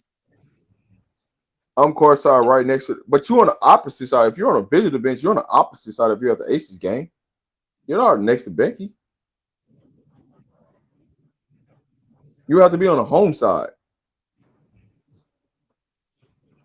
I don't. Becky's run a place. Becky's run a place. Oh, I thought Hello Friendly was courtside in New York. Where are you courtside at? Oh, okay. I'm like, hold on. What we talking about? We talking about the same? That's why I don't think y'all was in the same building. I just thought about that when he was like, "Where was you when I was at the game?" I don't think it's the same building. Yeah, that's all. Like, hold on, am I tripping right now? I'm like, oh, I was just at the game. Like, what we got going on now? Because now I'm not gonna say Becky ain't drawing up plays, but I can tell you more people doing more. Like Chelsea Gray's doing some coaching. I'm gonna be flat out honest with that one. Chelsea Gray doing some goddamn coaching. She's telling him like when to sub, when not to sub, who to put in. So I don't know if Becky's just relying on her players to tell her, hey man, let's play this lineup or that lineup. But whatever the formula is right now, it ain't working. Let's try a new formula. We got to go back to the drawing board. Whose fault is it if everybody in the league is running your stuff and you ain't running nothing different? Hey, that's a BS excuse. Who is it though? Like if I started off running something and now everybody's running it and I haven't evolved on what I was running, who's supposed to be doing that? Nobody. We just supposed to keep running the same thing. We let people catch up and that's just it. Yeah, I know. It's what I'm saying. It's a BS excuse. Whereas, hey, listen, if somebody's running your action, who know your action better than you? Here's the thing, but was it your action or was it Pop's action? Other people know too. Yeah, but here's and that's why I'm saying this. Like, who know your action better than you? So that means you ain't got no counter off that action. Well, that's the thing. You don't know how to make. But you don't know how to make no adjustments off that action. Do you have teams running your action with better players than you have running your action? Do you have teams running your action with a deeper bench than you have running your action? Hey, but Pete, this says if they running this what largely why this statement is BS. If you come out and tell me that a team is running your action, right, and you run it every single day, I mean, you should know that to a T of how to shut it down, right? You should. But okay, so that statement is BS. It's flawed in itself, right there. Not if I'm bigger, faster, stronger, and deeper than you. Yeah, but if I go out here and I run a play that I just seen somebody run against me and I run it back on you, and you running this every day at practice, that means you should know what they're trying to do. So that means they should be able to make them make a counter move off of it. If they're watching the action and they understand what the action is, that means you should be able to jump the play because you know what's coming. You run this every day at practice. So you should be able to jump the action to force them to do something different. So that's BS. And when they do something different, they're scoring on us right now. You know why they're scoring on us? Because we're too small. You saw Camilla telling the assistant coach last year, "Don't talk to me." But that ain't happening. You said, okay, so let me say their head coaches elsewhere. You talking about Tyler, who's failing in Chicago, and Natalie, who we just said is in Golden State, looking like she was the head coach in Las Vegas because Las Vegas ain't doing nothing since she left. So I'm gonna push back on this one, right? WNBA is go make everybody watch it. So you see the assistant coach Camilla tell assistant coach last year, "Don't talk to me," right? Well, if you look at this year, if you just watch the last game that Camilla just played, every time out she was going to Tanisha Wright, talking to her, asking her what to do, and they zoomed the camera right in on it. So tell me what the facts is there. But you also know, tell me this. Hello, friendly. Is the assistant coach that Camilla told "Don't talk to me" there this year? Are they assisting this year? I'm curious there too. Because I also saw Camila Cardoso last year shake her head like that play ain't gonna work. That ain't coming up like trust my basketball IQ here. Like, nah, that ain't gonna work. So let me know. I'm curious if that assistant coach is still there. It ain't. But yeah, we've mentioned that Becky's lost her pretty much her entire coaching staff from last season to this season, right? It was more than just 2 assistant coaches that left. There was actually 3. So it is what it is. She got to make adjustments, right? There's people that's putting new staff together and it's had success. So we can't even use the excuse that is there adjustment to a new assistant? Yes, it is. But also there's people with new coaching staffs too, also, and they're having success. But gotta make adjustments. Becky picked this coaching staff, did she? Yeah. Oh yeah. So she should have brought in who was going to work the best. Madison Scott. I don't understand how Madison Scott is not in the WNBA. Hey, didn't I say that? Didn't I say that on draft day? She just got drafted to the wrong team. Somebody got to pay for it though.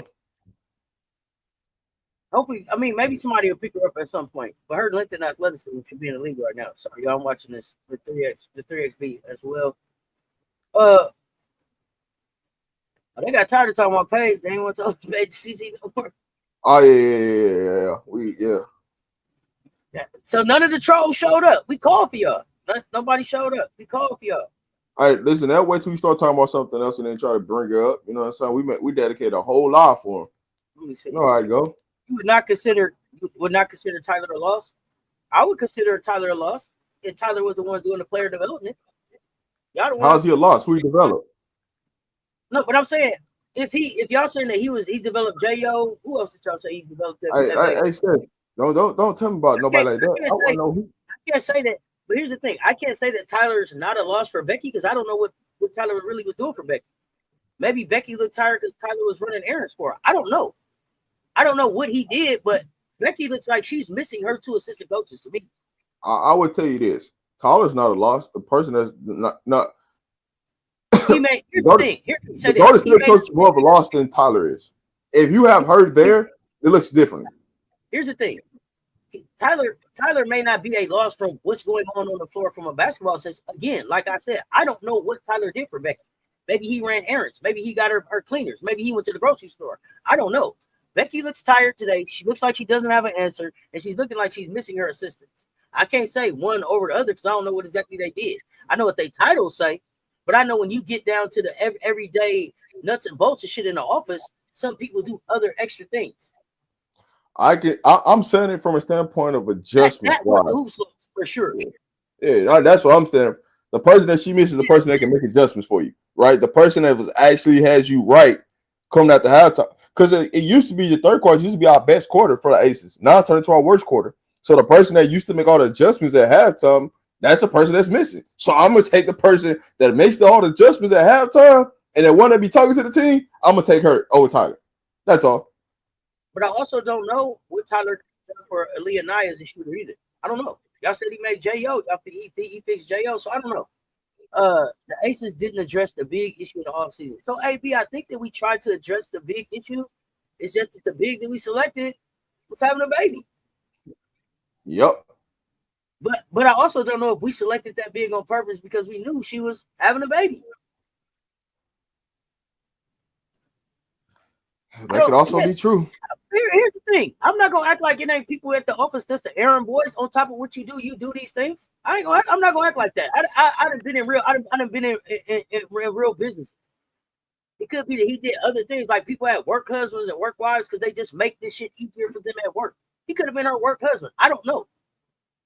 Becky looks stressed, and she looks rattled to me. So that's what I'm saying. Her level of comfortability is not what it used to be. Becky ain't walking with the same swag. Think about how Becky was talking at the end of last season. Yeah, let them talk their shit. We talked our shit. Like we finna just pop right back up and be ready. Las Vegas finna look different next year. Yeah, okay. They keep playing. I'm not gonna coach effort. I'm gonna change people's time. If we can't figure out what to do in the third quarter, I'm gonna change the lineup. Right now, Becky ain't doing nothing but talking for me. Make a move, goddammit. Make a move. Ain't nobody held her accountable yet, though. We just got blown out at the crib last night by a team that last year people didn't even think was gonna make the playoffs. Stop playing with me. Make a move.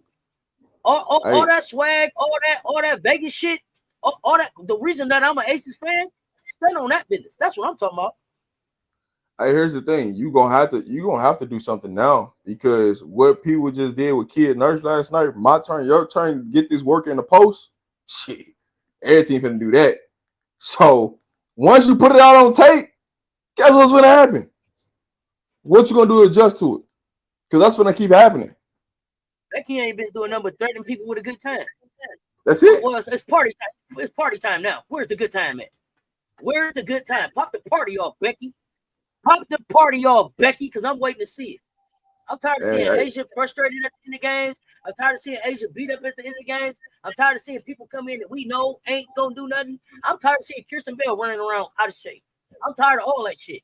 And I'm a Las Vegas Aces fan. I'm tired of all that shit. I'm gonna give KB some props, man. She look like she in shape right now, but she ain't letting them play. Now that she actually in shape, she ain't letting them play. But you want to keep trying to tell us, man, she be hooping at practice. When you put that green highlighted vest on her, you know what I'm saying? She out here giving people work. Why she ain't giving nobody work in the game? Why you ain't put her in the game so we can see? Let's see what the work is.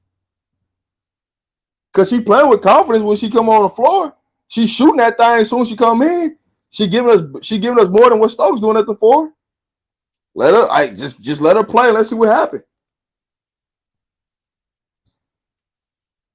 Like I'll be honest with you. Becky losing credit, she's using credibility. The reason why she's losing it. Go ahead. The reason why she's losing it is because she's sitting up here telling y'all something at the post game, and then in the next game she ain't even doing what she says she's gonna do. That's why she loses credibility. And I ain't even checking for KB. I'm just saying, based upon what you told us, this what should be happening. So if you don't tell us something, I'm gonna hold your feet to the fire of that.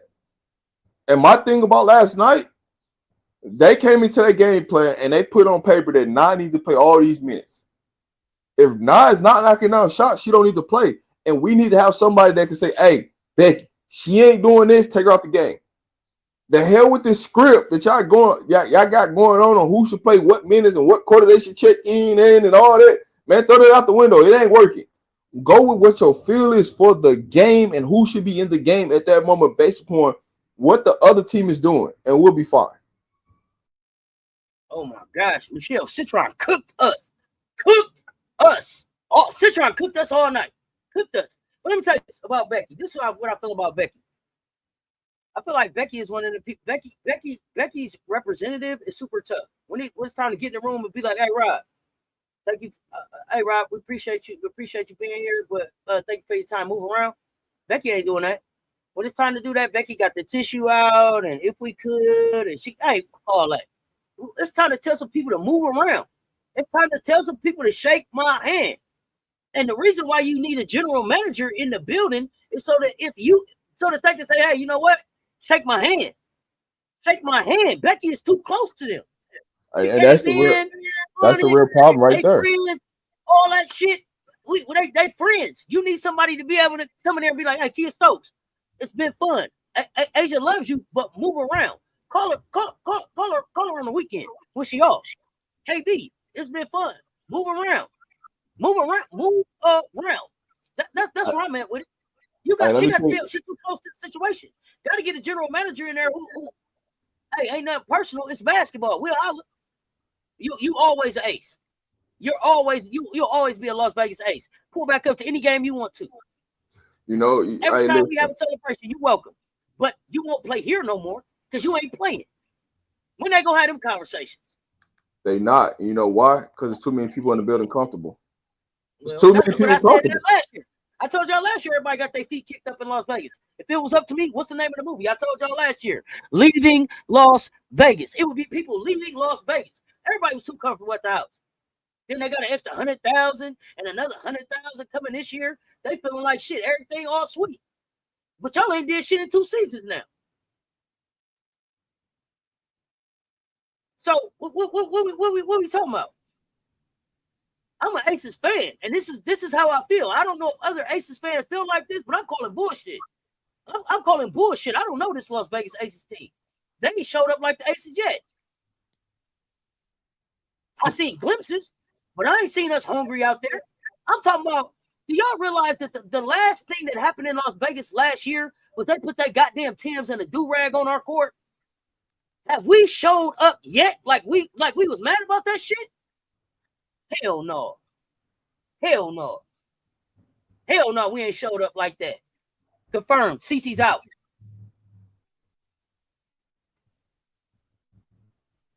All right. Let's see if it's real now. That's what Spoiled Brad is saying. We ain't showed up yet. No, it's confirmed. It's confirmed. It's confirmed. It's confirmed. I don't know. It ain't came across my. It's confirmed. I'm telling you, it's confirmed. That's why I say if it's a groin injury, she should be out. Like, that's my whole thing. If you telling me that it's a real groin injury, that means she should be out. And you know what? If I never probably said that, if I probably never went back at people, she probably would have played tonight. She's gonna play the next game. And you know how I know? Because my granny said when you call off sick, you call off for 2 days so that they don't think you just calling off sick for some bullshit. Oh no, she gonna play for the championship game because that's the next game. You goddamn right. That's what I said. You call off 2 days so they don't think you just bullshitting. And don't call off sick on Monday or Friday because then they know. I might have worked in HR or something. I don't know. Let's go. Yeah.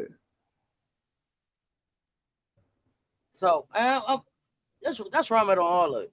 That's where I'm at on all of it. Las Vegas showed me something. My problem with the Las Vegas Aces is we don't look serious because we don't have a general manager in there making serious basketball decisions. And that is concerning for me with this organization because of the season that we're getting ready to walk into. This is a season. Do we look serious? Do we look like someplace that you should want to come to in a year that everybody's getting ready to be unrestricted free agents? This is the most important season for the Aces, whether they want to agree or disagree. Because if they piss one of them off, Asia can walk. Asia can walk into this bitch.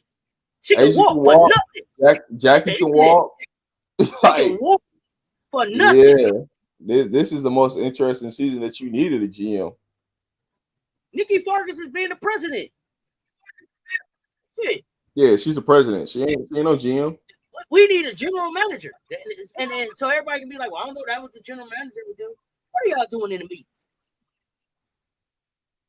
You know, a move I would have made preseason. I told you that off the rip. Like, what happened last night? He was cooking. Here's the thing. There's no way to me that a swing cash is sitting out, and we ain't. Did Las Vegas even call her? Is she interested? I'm calling. Swing. Why you ain't doing nothing else? Could you stop by? Can you be a contractor? Can you do something? Come on, man. We got to be serious in Vegas. But check this out, Seth. How many franchises run without a GM right now? You said what? How many franchises running without a GM right now? Just us, ain't it? Another one that ain't got a GM. Unless I misremember. I can't think of nobody that doesn't have a general manager right now. Everybody got a GM, don't they? Yeah, for the most part, yeah. But everybody GM's making moves, right? I thought Swing got let go from the. Go ahead.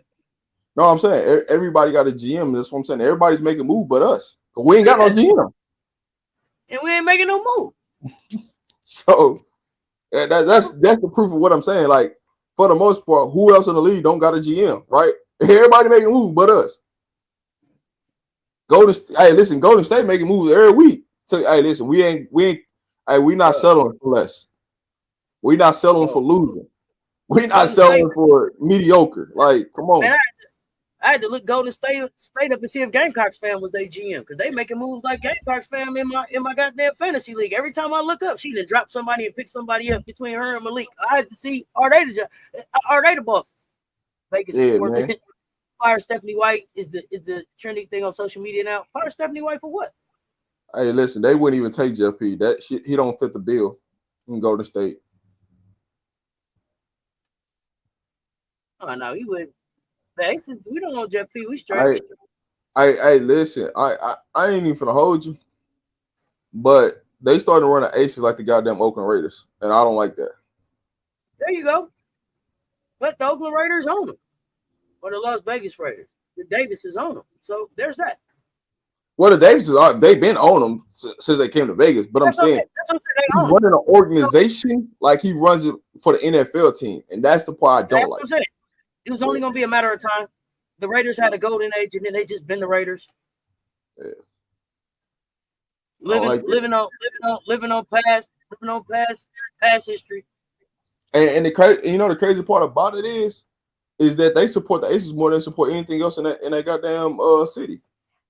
And you won't even do right by them.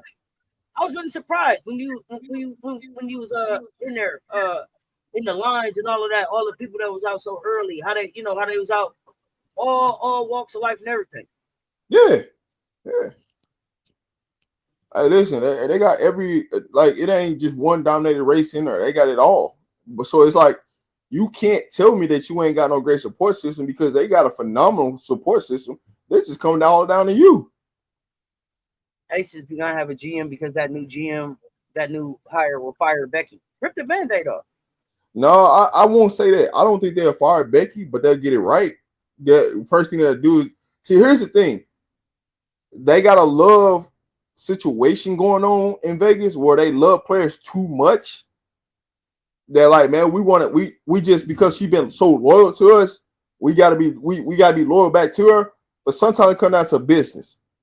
Hey man, is she helping us win or not? If she ain't helping us win, she got to move around. Let somebody be uncomfortable for once. And then see what happens.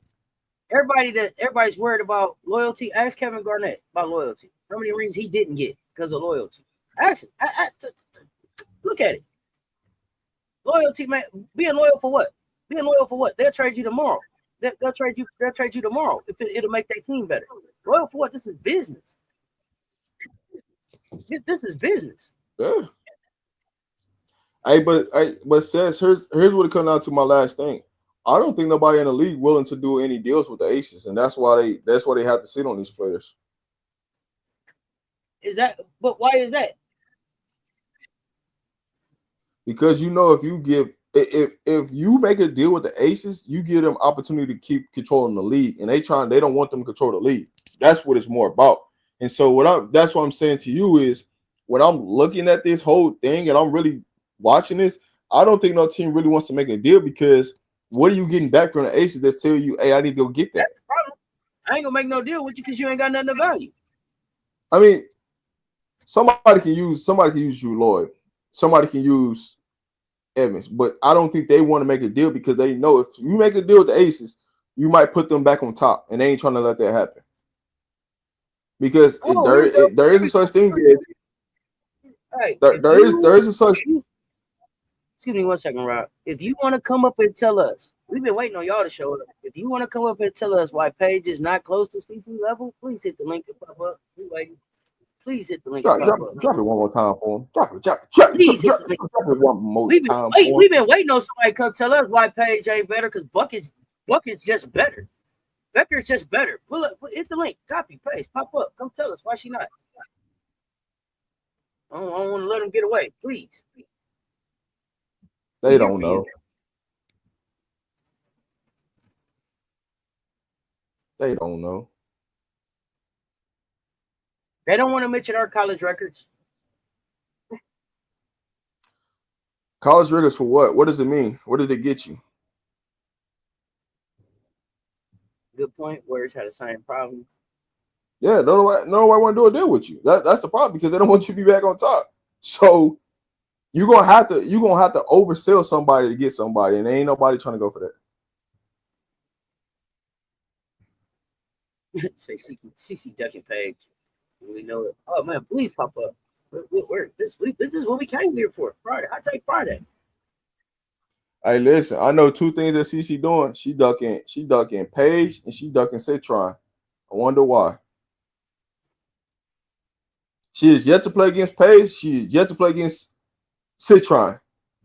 Hey, you know what? And I know we're gonna go back to CC hopefully if they pop up. But I do want to say this. I do want to get some props. I want to get some props to Kiki Iriafin. Kiki play Asia tough. Kiki plays Asia tough as hell. I like the energy she brings against Mother. But I also like how Shakira Austin plays Asia. If you didn't watch the Mystics Aces game, that game within the game, Austin and Wilson, go back and check it out. Hey, listen, Bay come for her respect. That's what she doing. She going at everybody. She don't give a damn who you is. She going at everybody. And talking it in your face. Why you doing it? What you gonna do about it? Hey, did you see Bay put that? Did you say Bay put that little sign on Stokes like you too little? Get your ass out the way. Too little. You're right. Too little. You're right. Yeah, Kitron is really working out. That Kitron is working. But I'm listen. Shakira Austin stay healthy. Shakira Austin is a top five big in this league. Her bag say so. Her size say so. Her athleticism say so. Her skill set say so. That young lady stay healthy. Hey, she different. She different. And Washington being able to put Austin, Edwards, and Iriafin on the floor with a Citron and a Sykes, y'all better watch out. Hey, listen. Lucy Olsen gonna shoot that thing. They got some shooters. I think about it. Brittany Sykes didn't even play last night. So didn't. So what happens if she plays? It looks a lot worse. It looks a lot worse. You like how Joyner Holmes looked on Austin? Okay, Becky took her out. But listen, I said that last night. When the people that you brought in they playing good on the floor, you take the ass right back out. Like 5 minutes ain't good enough for me. I'm good with it. 5 minutes ain't good enough for me. Like we gotta start with it, right? Hey, listen, Holmes came out and she got her 2 shots within 5 minutes, right? Kid Stokes, she played for 15 and barely want to shoot the ball, barely want to look at the rim. Like, why do we still got her in the game, man? Take her out, man. Let me see what Holmes can do. If not, if Holmes can't do nothing, then release her. That's what I'm at with it. If they can't do nothing, what we hold on? I don't give a damn about practice. If they can't do nothing for us in the game right now, then move around. Okay, wait a minute. Okay, wait a minute. Like, yeah, so wait a minute, Rob, because this where I got confused. You trying to see what Joyner Holmes is doing? What the fuck is Kitley doing? When is we gonna see Kitley?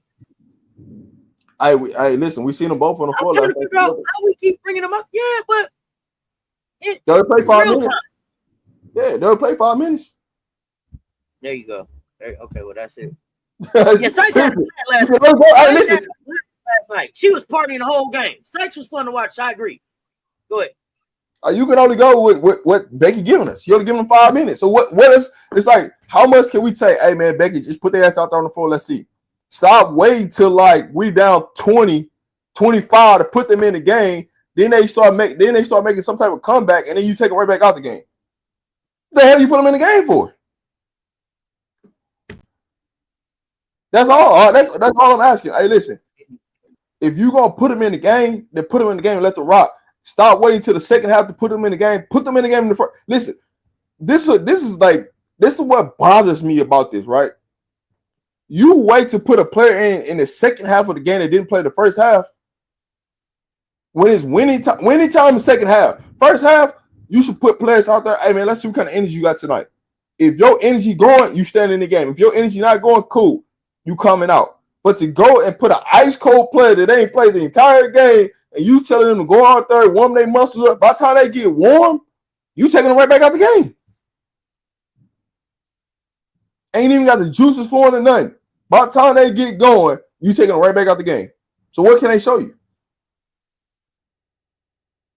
I don't know what they can show us. But listen, what I can tell you in that situation, when Joyner Holmes and Kitley was on the floor last night, they weren't posting up like that. They weren't posting them up like that. So how are you gonna use them then if you ain't gonna post them up? No, what I'm saying defensively, Washington was not posting up. Okay. I'm like, whoa. If we ain't posting, what I'm saying is, when you looked at last night's game defensively, they were not Washington was not posting them up. Washington was trying to stretch them out. Got you. When Stokes came back in the game, it's when like, hey, it's barbecue chicken. Like whoever Stokes is guard, getting the ball. I don't give a damn who it is. Secure, if you down there, Bay, if you down there, you get it. Kiki, if you down there, you get it. It don't matter. Whoever Stokes is on, we going at that. It's like that. I'm just saying. Becky's rotations. Yeah, also it makes no sense. She's a beast. She's a beast. I listen. It don't make no sense. Her FAFO was sitting in unrivaled. I like I told everybody when she starts running this has an elbow jumper. I don't think she. That's what I'm talking about, Rob. Yeah, she got one. When we gonna see that part of Kitley game? You're never gonna see it. You know why? Because they don't even run the same offense when she's in the game that they do with Asia. This is what I'm talking about, right? You run a complete different offense when she's in the game versus when Asia's in the game. If you want to see that type of action, then run the same goddamn offense. Why keep trying to change the offense? And that's why the players be so goddamn confused. If you pay attention when the bench come in versus when the starter come in, they run a different offense. Instead of running the same thing, run the same way like they do at practice. Because I guarantee at practice, they're running the same goddamn offense, whether you on what team. You get in the game, then you start changing up offense. You start changing up stuff that you didn't practice on. And so you start to notice that with the spacing on the floor, that, hey, man, y'all didn't practice this shit. Ain't no way y'all practice this. Because y'all wouldn't even have these players in the same spot, in the same vicinity of each other if y'all really truly practice this. Got it. See, that's I know it's the small things, but I do coach. So there's a reason why I can pick up on those tendencies fast. Totally different lens you look for. Dark and steady. They haven't announced Becky as the GM. And when Becky took over head coach, Natalie was there. Yeah. So no, Becky ain't been running the GM. I don't know why Natalie Williams isn't there anymore. I don't know if that has something to do with everything that happened around Hamby, But that's more about him. up until last year, we had a GM in the building. So that was more because of the way the Hamby situation and the way how Candace opted out and not played, and they didn't have a backup playing contingency, so she got let go because of that. So there's that. But and if they're gonna make her the GM, then say that. But here's the thing: what is it that y'all seen Becky do that's like, oh yeah, shit, Becky should be the GM? Hey man, they just hand you a list. I really want to. Hey, if I'm being honest, I want somebody to put them on the fire. Hey man, so Asia went off said that y'all had a list of players. Can y'all tell us the name of players that y'all had on that list? Those forwards.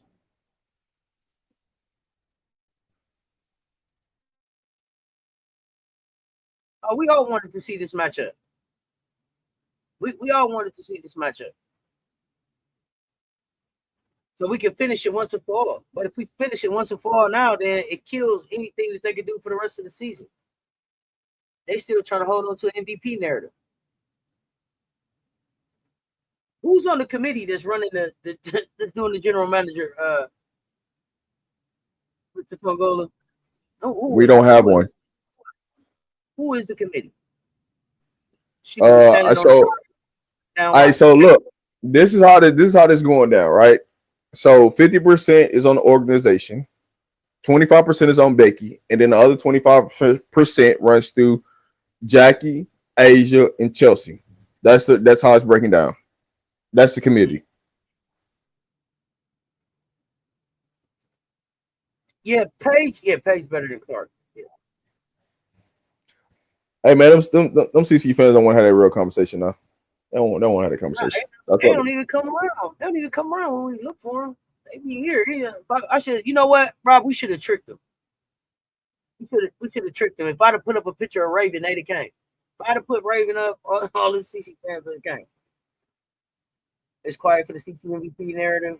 Was never a thing for her. If you ask me, it wasn't never a thing. It wasn't ever a thing for me either. But they brought her into they tried to bring her into the beginning of the season with girl stand up. With like she was an MVP favorite. Becky relying on that magic. Now it's time to coach and get them youngsters ready because Nike, we have people that can hoop.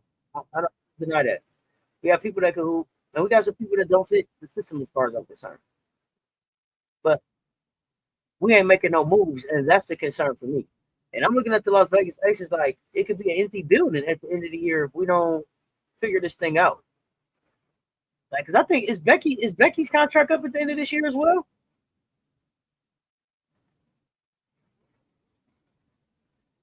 So I don't know, and I think listen, Las Vegas Aces and Becky Hammon have been blessed with the opportunity to be able to get by on a player named Asia Wilson too. Asia Wilson does a hell of a lot. Asia Wilson is the Las Vegas Aces, as far as I'm concerned. And I love that Asia had people around her who she felt like helped her support staff. I mean, not support staff, but her support team, players, locker room, whatever. And I think they took some of that from her. Yeah, they need to hire a GM for sure. They definitely need to hire a GM. Asia 1 through 5. Oh yeah. 1 through 5. 1 through 5.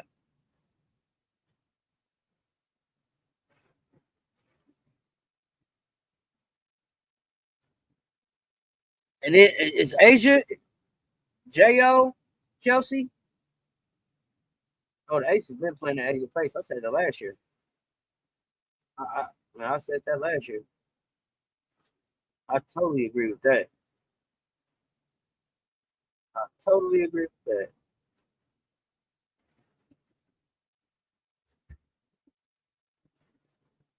Russell only bringing facts to the chat over there on the Instagram.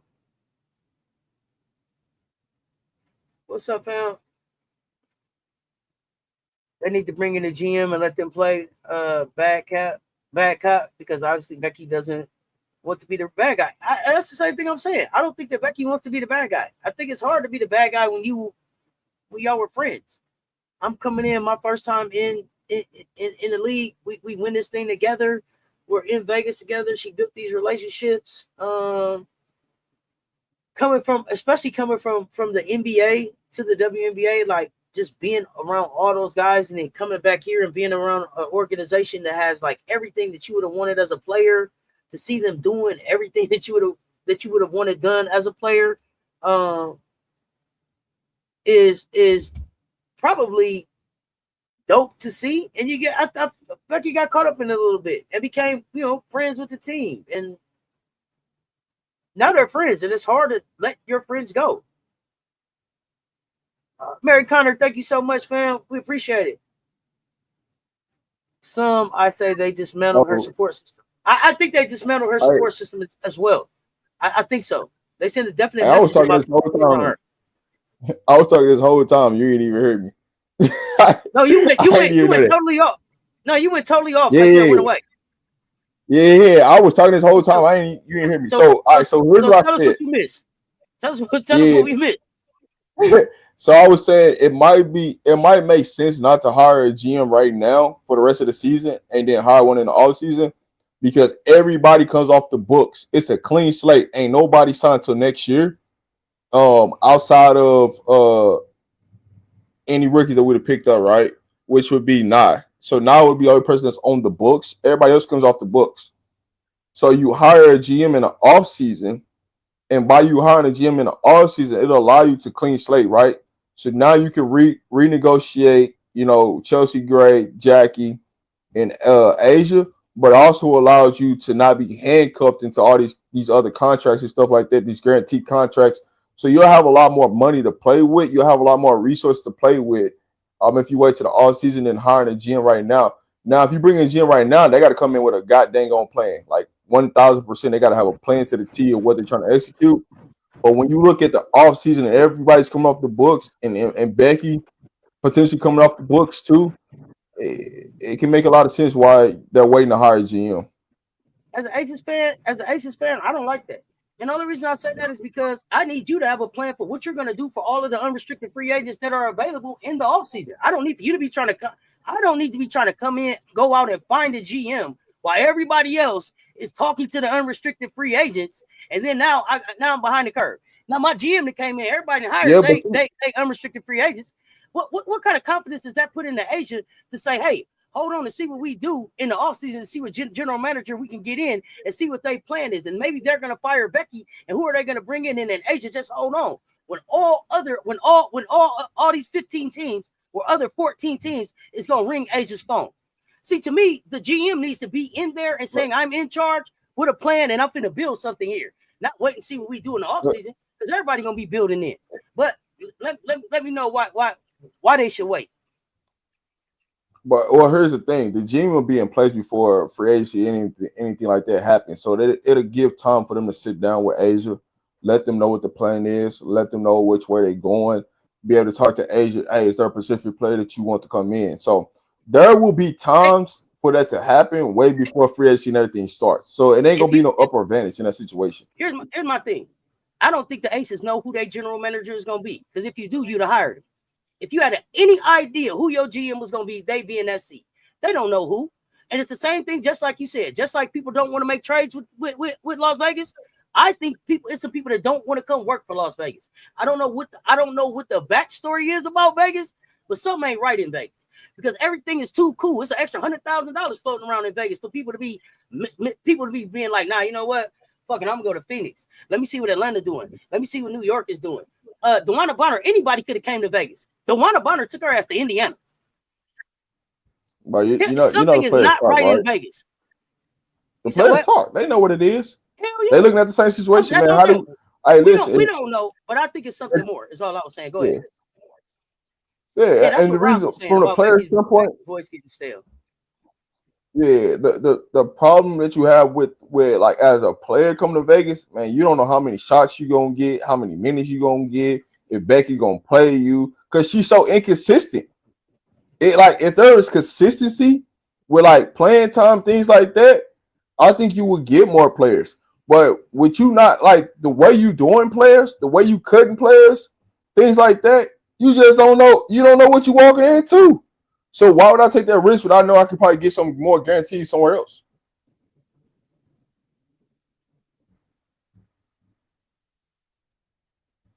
Hey, but that's what I've been saying, Crystal. I already said that. That was a part when we first started talking about the aces. That's the part I broke down. So when you said Aces GM committee is President Nikki Fargas, Associate Player Development Coach PJ Savoy Jr., and owner Mark Davis, how much confidence do you have in that? If everybody gonna accept Becky, then who is the problem? T. Jones, let's talk. See what I'm saying? Let's talk. Nobody want to talk about Becky. Everybody act like Becky is off limits. Just because Becky was in Pop system, just because Becky came from the NBA, just because Becky came in and got 2 in her first 3 that I felt like Bill Laimbeer built, people don't talk about Becky. People act like Becky Teflon. And I know Asia loves Becky, and they got a great relationship. But I'm gonna keep it a buck. Becky got some explaining to do. Becky got some answering to do. Becky asked if she was anybody else, especially if she was a black female coach, she'd have been out. You're not going. Listen. First of all, y'all not gonna just keep playing in Asia's face, and we're not gonna just keep fucking off Asia's prime. See, because there's also a narrative here, and this ain't the show for it. But me and Political Lil gonna get into it because I need to understand how important is it for CeCe's legacy that they want her to have for Asia to stop winning right now. See, that's the other part of this shit that they don't want to talk about. The Las Vegas, all of a sudden, Las Vegas was the most grown-up organization in the WNBA. They was the ones making all the forward movements. They was the ones that was forward thinking, outside the box, all that shit. Now all of a sudden, here comes CeCe, and they can't figure out how to get a GM in there. They can't figure out how to get the right pieces around Asia. They can't figure out how to keep the assistant coaches. They can't figure out how to beat Washington at home on a Friday night. Stop on a Thursday. Stop playing on a Thursday night. Stop playing with me, y'all. Stop playing with me. Ain't nobody put Becky on the carpet. Remember how Becky be getting up, chewing on shit, and walking back and forth last year? Ain't doing none of that shit this year. You know why? Because the media there won't put the feet to the fire on her. That's what it is. Ain't nobody really questioning her to make her make some adjustments. Y'all need to help me understand what makes Becky so Teflon. What makes Becky so Teflon? The Aces are in a free fall right now, and ain't nobody saying shit about Becky. Hey, she's not, but you also gotta realize because she wants 2 chips, people walking on thin air. Like, nah, man, put her feet to the fire. Act like she ain't won nothing. Just act like she ain't won nothing and start questioning that. Because now it's time to coach. What's up with it?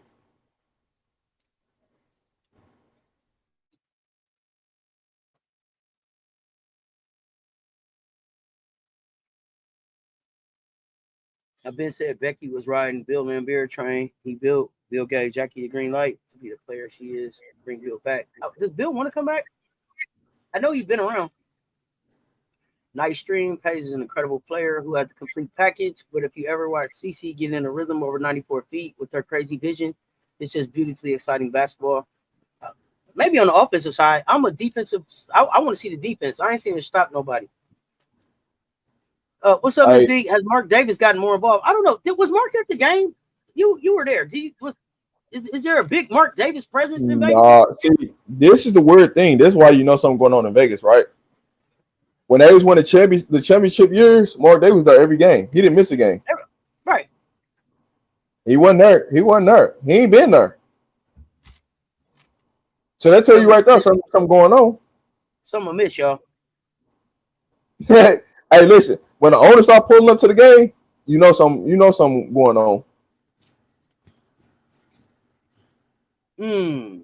So let me ask you this: Is it a situation where Mark has gotten too busy with the Raiders? Like you got Tom Brady around there now, you got a lot of stuff going on just with Oakland. Okay, so it's not that. No. You can't say that because it ain't like he just became the owner of the Raiders. He been the owner of the Raiders. But I'm just saying, recently here, we had Tom became a part owner. They had they coaching thing that they was going on. Draft time coming up. So it ain't that. Okay, so facts, the defense was horrible, especially the guards, Jewel and Jackie. So I'm I'm just waiting to see who satisfied with what's going on, who ain't satisfied, right? It's a lot of the buck being passed right now, and don't nobody want to own it.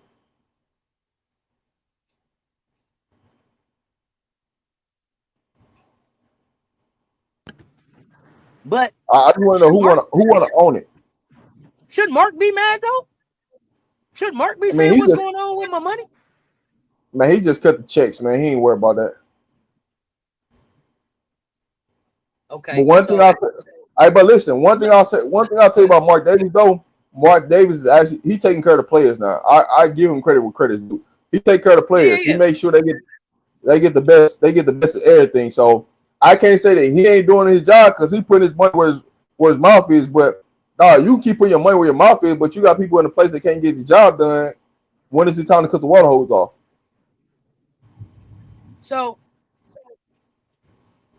T. Jones, I see what you're saying about Tyler, and I'm just wondering, is that Tyler or is that Tanisha Wright? Even though I wasn't a Tanisha Wright fan, because the more, that's all I'm saying. That's all I'm saying. T, consider this: the more fluid the offense gets, the more talking I'm seeing the players do to Tanisha Wright and less to Tyler Marsh.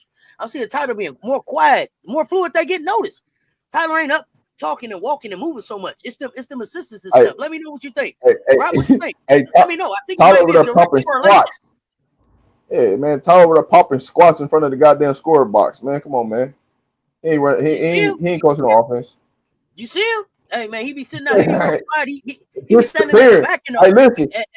He be blending in with the crowd. He be so close to the scoreboard, popping squats. Oh no, there you go. It'd be like, well, there you go. Yeah. And in timeout, he be in the back. Hey, listen, you can tell that he ain't on the bench because his chair always empty. Tanisha over there talking. Tanisha the one up there pointing, talking, saying this, saying that. The players looking at her. Tyler Moore's over there popping squats. Barely want to talk to a ref. What we talking about? He ain't running no offense in Vegas. He damn sure ain't running no defense. Y'all giving Tyler too much credit, man. I just can't. And there ain't no disrespect to Tyler, right? As a head coach or anything like that. I just don't see what everybody else is being the narrative that everybody else is telling people.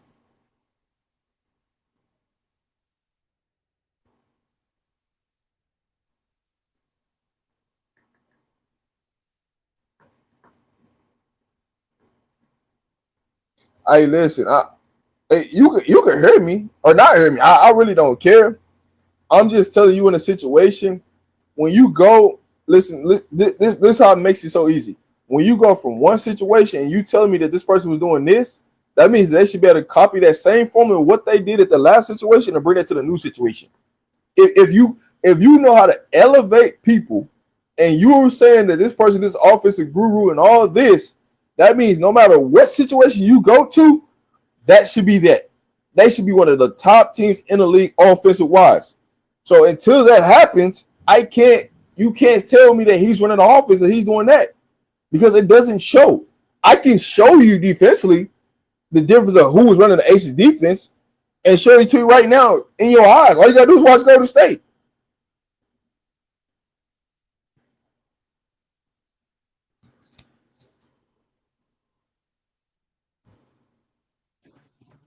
So I got a question. I saw Camilla at the end of that performance, Rob. It was interesting to me. You know the first person she dapped up? Tanisha Wright? Nope. Looked like Tyler Dad, director of basketball operations. Well, I mean, I don't know which is what you're talking about because the first person I heard dapped up. Oh no! When the game was over, when she stood up and put her coat on after she had hooped, because she was okay. She stood up. She dapped him up, and it was like, damn, okay. It seemed like she getting more support from the director of basketball operations than she's getting from the head coach. Then it went to Tanisha Wright. But I would like to know, do you think Courtney Parrish is having what we saw come out of Camilla? Is any of that Courtney Parrish? Because Courtney Parrish has missed double-double, and she should be working with the bigs. Are we seeing that the impact from Courtney that we thought we would see? Not really. But, I mean, time will tell. I don't believe so, but time will tell. As I always say, you know what I'm saying. I just think that she's getting more comfortable in her skin in the W. But like I always tell you, every player before they get ready to leave overseas, they always have a great game. It don't matter who the player is; they always have a great game. So I just think it's Camilla's only dapping up the people that support her. So that it's kind of alarming, you know what I'm saying, with her and Tyler. That's all I can say from that.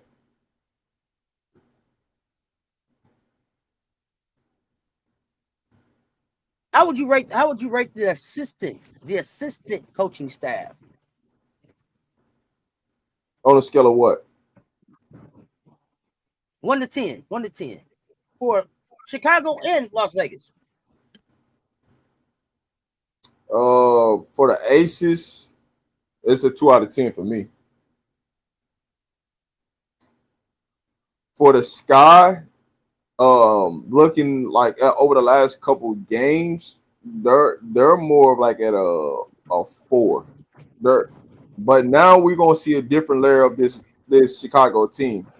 Like tonight, we're gonna see a different version of the Chicago team. So now, what does it look like? What should it look like?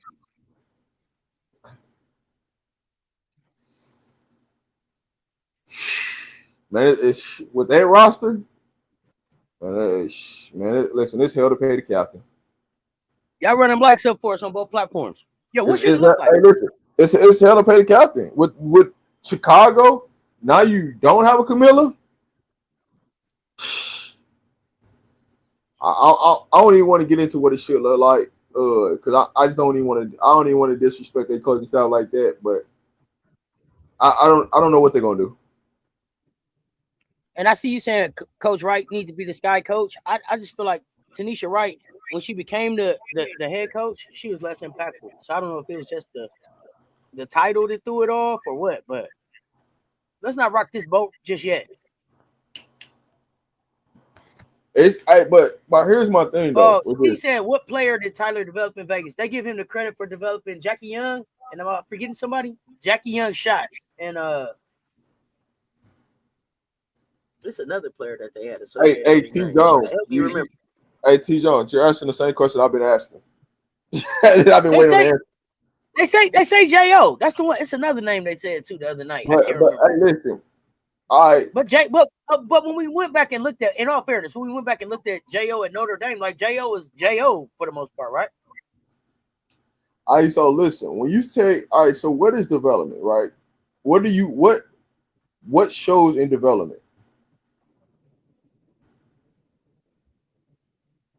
What shows in development as far as what? I'm saying as a player, like what shows, what tells you, hey man, that this player got developed over the summer, right? Something statistically, you should see some jumps over places.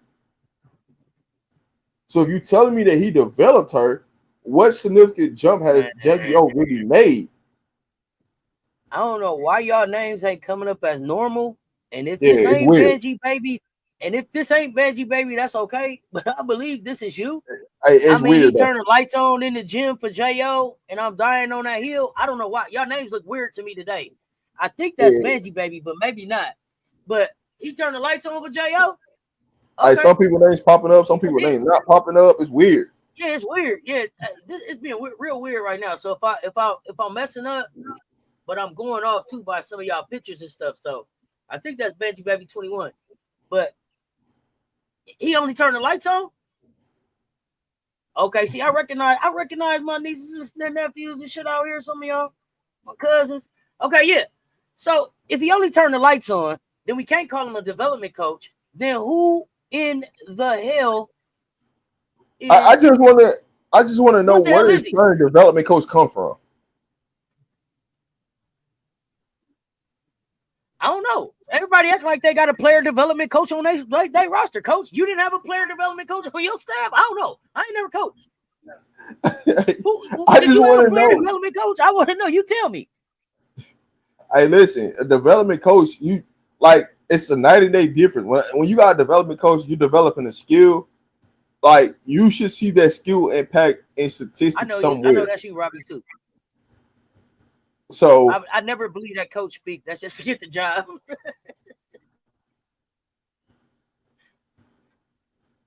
I mean, he only got the like I told everybody, he only got the job because he was standing up there and he was getting credited for wins with the aces because Becky was suspended. Like that's the main reason. But also, if you go back and look at that game, Natalie is coaching. Remember? Yeah, she's coaching. Yeah, I know. That's what I was getting to. Tyler's standing there getting the credits, like I said, but he ain't doing the coaching for real. Man. So that's all that happened. You know what I'm saying? But also, you have to think about it like this: everybody was trying to cripple the aces. So we're gonna take all the assists away from Becky, and now we're gonna see if Becky really can coach. So the plan worked. What the W did was they came up with this plan. Hey, if we want to kill the aces, let's just strap them of all the assistant coaches because we can't get their players. Let's just strap them all the assistant coaches, and now let's see if Becky can really coach. And now it's working. People got elevated, but also in that situation, people getting exposed. You just finding out who is who. Okay, I see Tyler should be playing Maddie, AB. Why ain't he? What do you got to lose to playing Maddie? What does he have to lose at this point? Shouldn't we see Maddie some more with Camilla going? Like, what does he have to lose for that? No, hey, listen, Camilla's going. Everybody got to play now. Right, that's done deal. Everybody got to play. So what is the? So why not play her when Camilla's here? That's what I'm trying to figure out. Why Maddie ain't playing? Because I need to know, is Maddie a basketball player or not? I didn't get to find out last year at Notre Dame when she got back from the injury, right? So let me see who Maddie is. Let's go. Let's get to cooking here. I thought you thought she was putting her in the Sparks game too. I thought I'm gonna let the coach talk because I don't know. I don't understand. Listen, Camilla going. Everybody got to play. That's the best things I can give to you. Why she ain't playing? Hey, I was asking for that from the beginning of the season. Like, hey, listen, where's the point of putting her in there? Oh, go ahead. I'm sorry, you was delayed. What you were saying? No, I was just saying, what was the point of putting her in there? Like, what's the point of having her? What's the point of picking her up if you ain't gonna play her? I need to know what you're developing. I agree with you, T. Jones. I'm going out with my best players in the organization. They gonna fire me anyway. I'm going out on my sword. But here's my question for you, Rob. What I was trying to ask you about Maddie is if you're not gonna play her, doesn't she have some value at least as a young player where you would want to get her, trade her, bring somebody else in, fix your problem? They can't move her. I mean, you're talking about Jeff P. When Jeff P. already told you that he wouldn't trade Kia Nurse or he wouldn't trade E. Will. So you think he's gonna trade Maddie? Oh, Chocolate Girl said she was playing because she was looking a little clumsy, but she be in practice. Okay, maybe she was on practice yesterday. Let's see her.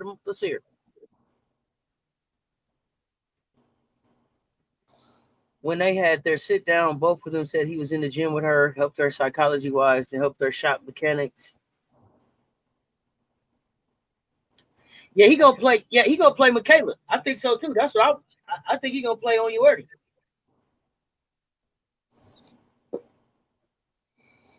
Man, I don't see this Tyler thing that's a development piece. You know what I'm saying? There's no actual data that you can put out there. Exactly, and since it ain't no data, but all the rest of these young folks is out here hooping. To me, I'm selling Maddie like, man, a young person that can hoop. Come get some solid from your bench that you can develop. Hey, says if Maddie was at the Washington, if she's with Washington right now, she'd be hooping. She'll be out there hooping. You ain't got to hear about it. She'll be out there hooping. Hey, Washington playing all their rookies. They don't give a damn. They playing all their rookies. Hey, and you know what? I think they'd have played Georgia Amore a little bit too. Even though Slim hooping, I think they'd have played. If Georgia Amore didn't get hurt, Georgia Amore was seeing the floor with this squad as well. Oh no, she was playing. They would have cut what's her name? The girl that got her tooth knocked out. They would have cut her, so Georgia could play. Oh man, that was woo. That was a hell of a elbow she took. Yeah. If E Williams step up, well, E Williams gonna have to step up because she got to start now. But now whoever, remember E Dub was trying to step up behind Miller. Now somebody got to step up behind her. Yeah. So now that you put her in the starting lineup, now who plays? Who's your backup five? That's what I'm asking you. Who's the backup five? I'm nervous. Shit, they ain't got one. They ain't had one before. Hey, E Williams is a 4. She ain't no 5. They ain't had no 5 from the get-go. Maddie got to play by default. Hey, whether you want to like it or not. He should have knew what they had in store for him when they rolled out old ass Vandersloot, the nurse, no young point guard, and then go get Citron in school. Old school 52 back out.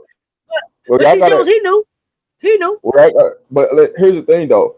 They also didn't think that Mo Jeff was going to be out for this long. So when you look at the grand scheme of things, they thought they was going to have Vandersloot and Mo Jeff, and they didn't have to rely on HVL trying to be a point guard, and they could play at the 2. Right. Well, you know. Right. It's me and you. It's just me and you here.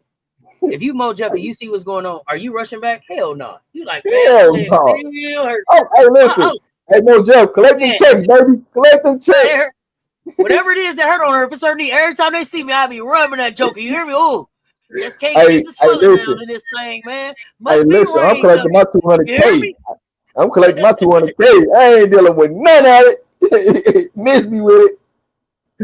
Hey, listen, I ain't got to deal with the media. I ain't got to deal with the fans. I ain't got to deal with no stress. And I can just come back. Listen, I have to come to the game and just chill out. Give me a free meal. If I get that, and just sit on the bench and chill, shit, sign me up. Quick 200. I don't know if the Sky can sign anybody to fill in for Miller. Are they? They can. They're under 10. They're under 10 players. They can. Will they do it? That's a different story. You hear me? Yeah. Oh, just can't get the swelling down. Key, you hear me? Can't get the man. When the rain come, do you hear me? Oh, listen. You hear that thunder from my side? Man, my knee starts swelling up so bad, man, because of that cold earth from the water. Hey, you think Lucy Olsen would have got cut? I don't think you cut that short. Nah, Lucy would have got cut. They would have cut the girl that got her what's the name out for her? All shoes would have got cut. No bad tape on me. No bad tape out on me. Oh yeah. Mo Jeff over there listen. I got it. Hey, listen, check this out. I'm gonna get a free 200 right this year, right? And then I'm gonna go to the all season. I'm gonna be healthy as hell, and I'm gonna give me another bag because I'm healthy, and I get to play with somebody that's probably gonna be contending. Okay. Yeah, Sky look a fool for letting that third pick go, don't they? They look a zip damn fool for letting that third pick go. Citron and Kiki balling. They look a zip damn fool letting that pick go. But you know who else balling that could have helped them? To hit a pow. They look silly as hell letting that third pick go. To me. But let's talk about this. They could have, they could have did a lot of different things. They could have did a lot of different things. They passed up on a lot of players that could have helped them. So let's talk about Jewel. You mean tell me Sanaa really couldn't help them? Hell yeah. Isaiah James couldn't help him. JJ Quinterly couldn't help him. Man. Stop playing with me. So, but let's talk about Jewel Lloyd's They really could have went to the draft and drafted 3 guards that could help them right now. That's balling right now. HVL wasn't a super reach for what they wanted her for, but they didn't have to pick her when they picked her. They could have still got her for what they needed her to do. Hey, listen. I'm gonna tell you like all the WNBA legends already said about HVL. They only picked it because she had a following. Yeah, hell yeah. And she gonna sell. I don't know if it's the north side or the south side, but she gonna bring what I need in Chicago. She's the Marilyn Monroe. Yep. Here we go. What about Sydney letting him go? So I've been going back and forth, and I kept saying, y'all, look, this guy looked crazy letting Sydney go. What I didn't think about is what if Sydney was like the hell with y'all? See, maybe Sydney wouldn't stay. Maybe Sydney knew. I kept saying, damn, they look crazy letting Sydney and all the people go to Washington, but could have been that they was like, man, as soon as this shit over, man, you ain't fuck y'all exit interview. We out of here. I got some place to be, man. You know how they quit on my man say on half baked. You cool? Hey, listen. Hey, you know what? Hey, listen. Hey, you know what Sid did? Hey, Said not only did he go to Washington, and then he turned around and fleeced him. Then he turned around and fleeced him out the picks. Like, hey, turn around, like, oh, let me get that. Let me get that. Up out of there. hey, Time is over. hey, listen, I'm still gonna draft who I wanted to draft out the draft. I'm gonna fleece y'all. I'm gonna let y'all take this older player. I'm gonna take this young player, and I'm gonna get Kiki to go with it. Yeah, I'm gonna fleece y'all. Don't worry about it. But, hey, he knew they was gonna come off the pick too. Hey, let me say something else I just thought about. Do you think that Sydney knew? Do you think that Sydney knew that it was gonna be Elena Deladon sitting in that front office up there when he got ready to make when he decided that that's where he was going? Because she had been in Chicago too, right? So everybody had kind of like little. Yeah. They already knew they was gonna fleece him. I mean, at the end of the day, they knew they was gonna do that. And Deladon helped. They over there in Washington just laughing and having a good time with the young people. What they doing, clocking the tea, all that shit. They having a good time. They back young over there. You know, you back. They got their groove back in Washington. Hey, but they got some real development going on over there. Listen. They see some real development on in Washington. You can see that. You can see the development going on there. I don't give a damn what you talking about. Hey, they looking real good in Washington.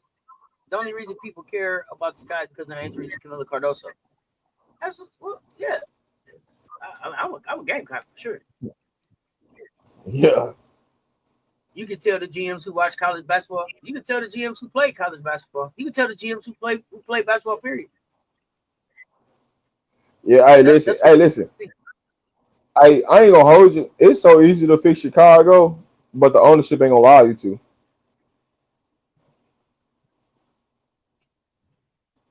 I'm gonna say it again. It is so easy to fix Chicago, but the ownership will not allow you to. Well, they better hurry up and fix it while it's still easy, because the minute that somebody decides that they're gonna demand out, it's gonna be hard to fix Chicago.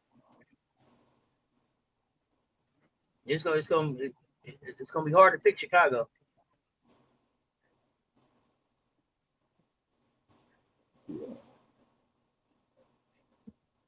Rob, what you got up for the rest of today? Man, I gotta go to a birthday party. It's my niece's birthday, so I'm gonna be, you know what I'm saying, at a birthday party. But I'm gonna find a way to watch the game for sure. I don't know which game I'm gonna tune into, but I'm gonna be watching some game, so we'll see. I was planning on watching the Dallas game, but no CC. I might still watch it because I like Paige. You know what I'm saying? I rock with Paige heavy, so I might watch Paige get to work. So you got birthday party night, so we may or may not hear back from you today. So Lynx Dream, who you got? That's a good game. Fia be back tonight, so I'm a roll with the Lynx because I just don't trust Atlanta's closing in the fourth quarter. Chicago, Golden State, hands down. They finna have, it's gonna be a BTA. Don't worry about it. BTA, that's coming. Fever Wings. I think we know that one, but I'm going with the Wings tonight. I just think Paige. I think they figured it out in Dallas. And they. Hey, listen. Lee and AB. I might be here for that matchup. Because Lee like she want to put the work in. Especially while Big T gone, she want to put some serious work in right now. So she's secure a spot. So I expect her to start tonight. We'll see, but I expect her to start and do some work. But I'm taking Dallas over the Fever. Even with no John Quayle, this is one of the games that I'm really looking forward to. Liberty, Mercury. We got. I got Mercury again. Again. Me too. Again. Connecticut Sun and the Storm. Oh, go ahead. I was just gonna say on that last game, I got them again because I just think that Phoenix is gonna get up and press them again, and New York likes to turn the ball over, so they can't get away with that. So I'm good with Phoenix. The next game was Connecticut and who? The Storm. I got the Storm. I think that they should win that game pretty easy. I don't think Connecticut's gonna be in trouble, plus especially like Mayberry not playing. I expect Sanaya Rivers to do her thing, but outside of that, they should be Storm easy. Oh, quiet as it's kept. Lee still starting when Big T come back. Quiet as it's kept will be Big T be back. Yeah, she might not come back this season. Let's keep watching. Seems like there's a plot for the Aces to allow other organizations to catch up to other players, so other players can catch Asia. They definitely are making Asia work jump through a few more hoops. I feel like. Do you think Angel is gonna play? Oh, go ahead.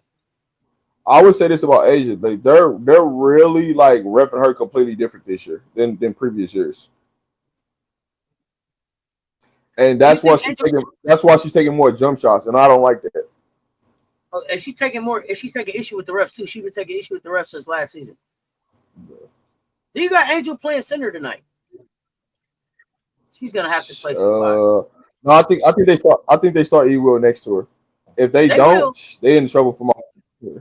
But at some point in the rotation, I think they're gonna rotate her into the five. I don't know if she's gonna play a whole lot, but when you talking about, he might try to put Angel in there at the five before he even go to like a bringing in a Maddie or anything. I don't know, y'all.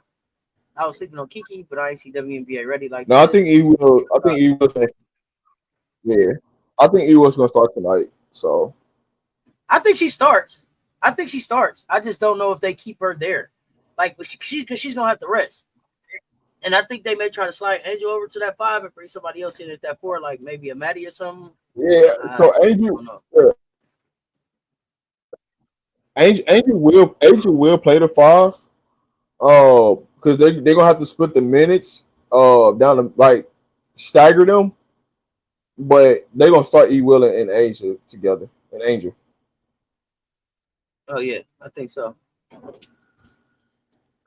Absolutely. I mean, well, this did not turn. Hey, but here's the thing with Chicago. Here's the thing with Chicago. They're gonna have to face their zone tonight. Do they got enough shooting to shoot them out their zone? Oh, Banner. Because they play zone, so we gonna see if some coaching really happened, if they really worked on practice playing against the zone. Because Golden State does play zone, and they play it pretty often, and will stay in it. Okay, so and is that zone to counter the fact that they don't have a true center? That's what Marvin Johnson said. They should be good because Golden State doesn't have a true center right now, but they play the zone. Good thing about it is Golden State center's playing tonight. She's back from overseas. I'm back. I think I'm back for the 7:30 game. I'm back. Here's my thing to you. I want to see LA. I want to see LA play more.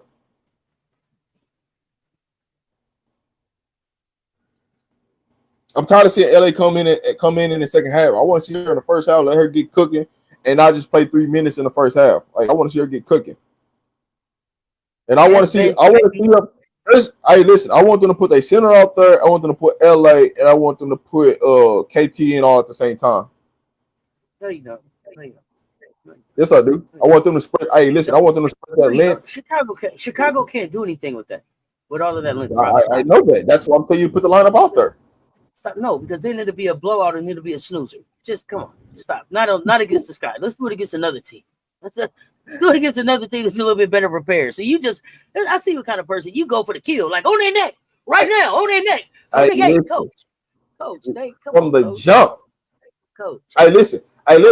If I see, I'm telling you right now, if I see a weakness, I'm going straight off the top, off the dribble. We going for the weakness right out. Hey, listen, I'm not giving you no life support to even think that you can play with us. Hey, off the dribble. This is what we doing right now. Get after it. Let's get it. Hey, listen, and if you can't, somebody ready to sub in right now. Guarantee at this time point, hey, listen, we played in halves. It was 20-minute halves. I'm telling you right now, if I don't see what I need to see at 16:30, you ain't even got to worry about it. At 16:30, somebody checking in right now. Don't even worry about it. I'm not gonna coach you for it. I'm just gonna send somebody to the course table. Do y'all get why they call him Mr. Shake My Hand? Hey, off the rip. I'm not playing that game. I listen, this is the game plan. If you can't follow the game plan, don't even worry about it. Somebody gonna be at that scores table, and by the time you come over here, hey, listen, I'm just gonna look at you. You're gonna say, hey, coach, I understand, or you ain't come back in the game. One of those two things. We're gonna get right. Right, one of them coaches. You didn't warm up good enough. You ain't gotta worry about it. Oh yeah. Yeah. Hey, listen, if I ain't see no sweat coming up from that warm up, oh yeah, you good. Don't worry about it. Somebody else started. I go straight to the score table and let them know we got a different starter. Hey, Rob was like, on their neck, release, go. Hey, we full court pressing off the rip. Hey, 2-2-1 off the rip. Come on, he ain't gotta do all that. Off the dribble, man. Listen, hey, I ain't wasting no time. Hey, listen, listen. I tell all my teams. Hey, listen, we gotta force them to call the first time out. That's all I care about.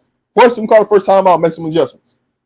The job ain't completed until you force them. So what that means, we got to come out with an 8-0, 10-0 run off the rip. Force them to call timeout. Oh my goodness, man! He said, coach said, don't nobody sit down until they make them call a timeout. Not till we score our first shot. Till we make them say uncle. Man, make them call timeout. If you make them call timeout, hey, I'm satisfied. If you don't make them call timeout, what are we doing? Yeah, don't worry about it. Somebody be at the court table. Right, T. He's trying to get Tyler that shake my hand tonight. Is it game 15? Because that's what you called. Is it game 15? I told you 15 games. I told you 15 games now. What game is it? Is it 15? Because he said he was fired at 15. Hey, at 15, you can fire him then.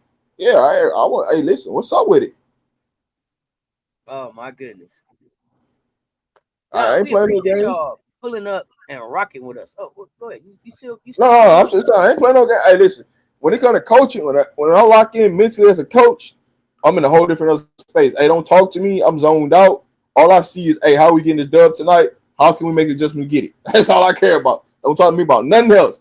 Hey, listen, you might be allowed to be cussed out talking to me about anything else that don't got nothing to do about how we getting this victory tonight. Locked in, mindset, focus, get the win. Hey, go get him right up out of there. Yeah, hey, listen. Hey, I'm trying to tell you, hey, listen, all Chicago Sky gotta do is call me. I come coach the squad. I guarantee you start winning. Hey, we certain things is non-negotiable. I promise you it ain't. Hey, listen, you ain't gotta worry about it. Oh, you don't want to do that? I don't give a damn how much you get paid. Hey, listen, my first message to somebody, and I tell all my high school kids, I don't give a damn what your high school coach told you. This ain't that. Exactly. Like, I'm telling you this straight off the rip. If I walk into the Chicago Sky right now, I don't give a damn how much you got paid. What the hell that mean to me? If you don't do what we need you to do to execute to get a victory, guess what? You're gonna sit down next to me. I'm gonna make you so disgruntled that you want to live on your own. Hey, you ain't gotta worry about it because you know I'll make you disgruntled. Not playing you. I'll make you leave on your own. You'll weed your own self out. Yeah, hey, listen, man. Hey, listen. I'm gonna tell you like this: you gonna become a dog with me, because hey, listen, hey, if you got a weak mentality, it's gonna be hard to play for me. I'm gonna kill that at practice. Hey, listen, if you can't get it right, we can run. We can put all the baskets up and we can run. Hey, we can run in shape. Hey, we can run in shape or we can execute. Which one you want to do? I guarantee you're gonna get tired of running that you're gonna want to execute. There you go. Hey, listen, we'll be the best in shape team. I'm telling you. Hey, listen, hey, kid nurse should be hooping with me. Should be so much in shape. You'll be like, damn, what you do to kid? what kind of fitness program they put kid on? Hey, listen, should be in shape. Don't worry about it. This kid nurse. Listen, Angel would be the MVP if I was coaching him. Does kid nurse want to be there? I mean, do you want to play for that coaching staff? That's what, you know what I'm saying? I don't even know, like, part of the being in shape and being locked in and all of that to me is like, I want to. I just don't know if she's sold on the squad. Yeah. Hey, listen, ain't nobody. Hey, listen, you can get. Hey, I'm telling you this right now. You can give me that same coaching staff Tyler Morris got. Just take Tyler Morris, I'll put me in, and I can show you how day difference it'll be. You know why? Because as soon as I walk into the press conference, I'm gonna just tell you I ain't going for none of the bullshit. So I don't care about getting fined. What you gonna do to me? A little fine? Oh, I ain't worried about that. Hey, I'm ready. Can y'all imagine Rob walking in? Can y'all imagine walking in? It'd be like that scene on Lean on Me. Who's the head coach of the football team? Stand up. Hey. Darnell, you are no longer the head coach of the basketball team. Thank you. Sit down. And if you want to know why, because I'm tired of seeing our football team get kicked up and down the score, down the field without scoring every week. So Rob's coming in like that. He firing everybody. He's firing everybody. He's coming in like Joe Clark. Thank you. Sit down. You don't do nothing. Listen. Period. Hey, who the lead scorer? Yeah, hey, who the lead scorer? Oh, you ain't no lead scorer no more. Don't worry about it. That man's like, hey, you stand up. I don't even know if you want to coach football. You the head coach of the football team because you know football. Let's go. This how Rob acted. Come on, Rob. You can't. Hey, listen. Listen. I'm here to help you win. I ain't here for mediocre. You can go somewhere else with that. I'm telling you straight what it is. If you could do it, I wouldn't be here. Yeah, it's simple. Yeah, Joe Clark over here. It's simple. I wouldn't be here. Hey, listen. I promise you. By the time I get up out of that team meeting with all the coaches and all the players, listen, I ain't separating none of them. I'm bringing everybody in there. I'm calling everybody out right there on the spot. Hey, listen. Right now, if you ain't in this to win, you out of here. Don't even worry about it. Look, you ain't worried about it. You out of here. Because by the time I leave, you gonna feel what I got to say. I promise you. You gonna feel what I got to say. You know, when you had to teach her, she said, "Put your hands up. First 3 rows. Put your hands up. Take a step forward." That's right. Keep your hands up. Keep your hands up. That's right. Hey. You can't come listen. Shit, tell me why I can't. Hey, listen. I've been successful. I got too many girls in college. You can call all of them up right now. Let's do it. Like, you know what I'm saying? Hey, it's different. Hey, listen. Hey, listen. I'm gonna tell you like this. I had the number for the 5th rank overall in the country, ranked in scoring, averaging over 30 points a game player. So you think you finna tell me something when I done had somebody that's been top 5 in scoring her senior year? Top 5 in the nation. You think you can tell me something, man? Go, and I benched her. And I can call her right now. She'll tell you, hey, coach benched me. Damn, coach, why you benched? Because she didn't come with the effort. Thank you. Sit down. Hey, I don't care. Listen, I don't care what you have done, what your accolades say, none of this. What you doing right now is the only thing that matters. If you come and play with some effort, some energy, what you doing? If not, get up, move around. I ain't here for this. And since you have never turned into a basketball player anyway, you are all expurgated. Come on, man. Robin's expelling the people off the team. I'm getting ready to get out of here. Camilla was playing so good. Bad time. Camilla can play good anytime. I don't know if it was bad time. It's different. It's different. I think it was a message. Yeah. Go. Yeah, it's different for sure. When you want to win, when you got a standard, yeah. Listen, if you want to win, if you want to stand it, if you want discipline, if you want character, all you gotta do is holler at your boy. Holler at your boy. I'm here for you. I'll show you what that look like. Hey, listen, and crazy part about it is I'm a player's coach. I don't even need no dictatorship, but I'm gonna tell you, hey, what you doing right now ain't gonna help you win games. I'm gonna tell you that straight off the field. Hey, listen, I'm gonna tell you everything that you don't want to hear. That's everything that's what kind of coach I am. Everything that you don't want to hear, because there's nothing but love coming from it. I'm gonna tell you all those things, and then make you have to deal with it. Because guess what? You got to tell yourself. Because I'm gonna break it down so simple to you. Hey, how many turnovers you gonna make in a game before I gotta take you out? Hey, how many missed shots you gonna make and not run back down on the floor before I gotta take you out? You name it. You ain't getting the one. You ain't getting the one. Once you name that, whatever that number is, I don't even care what the number is. You can say 7. Hey, once you get seven turnovers, I mean you can't play no more for the rest of the game. So I'm gonna make you telling yourself, you name it. Hey, that's accountability. Because guess what? At the end of the day, you're gonna hold me accountable, right? For how I coach you, right? So I'm gonna make you hold yourself accountable. So if whatever you tell me is, that's the number I'm going with. And when you get to that number, exactly, it's about fouls too. Hey man, how many fouls you think you can get before I gotta sit you down? Whatever that number is, once you tell me that, that's what I'm holding you accountable to. You better figure out the right answer. That's on you. And then I'm gonna let you go to the press conference and tell why you did what you did. Yeah, you want that. You want accountability. You want that accountability. You will have to step up. We'll see. We'll see. I listen. I'm not with the Becky. Hey, listen, I'm gonna show you on film. I'm gonna tell you, and we gonna go in the gym and work on it. And if you can't execute that at practice, don't even worry about it. Don't worry about checking into a game. And then I want you to tell somebody that, hey, coach ain't playing me. Okay, that's cool. Hey, just come to practice. You understand why the person ain't playing. Now tell this person to go run that play right now. Whatever play you pick a play, tell the person to go run it. Oh, she can't execute the play. Then why she should be playing? Explain to me. Because I'm one of them coaches. Hey, you say your kid ain't playing, and you want to understand why your kid ain't playing. Hey, just pull up to practice. Now I'm gonna put your kid in with the best 4 other girls or the best other 4 boys, and tell them to go run the play. And if she can't run the play, then don't we ain't got nothing to talk about. That's not negotiable. And we've been running this play for how long? And she can't run that? Okay, that's cool. Don't worry about it. Move around. Y'all know how I go.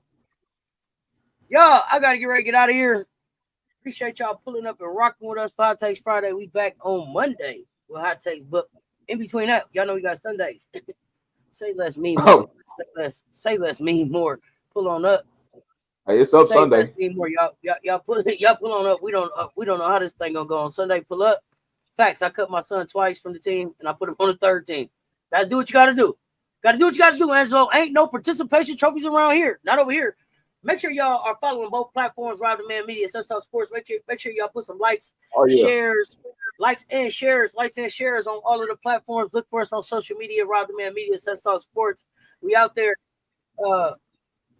We gonna try to get Rob to pull up sometime before Say Less Me More. So a lot of basketball going on. We're gonna try to get on the schedule again. But be on the lookout. You got Colorado shows coming up this weekend? Sunday. Colorado show Sunday. Yeah. Right after Say Less Me More. Yeah. Skull Buffs. So make sure y'all are subscribed. We appreciate y'all pulling up. We appreciate the support. If you on the rewatch, subscribe, comment, share. Y'all know what it is. Until next time, RobDaManMedia, Such Talk Sports. We out.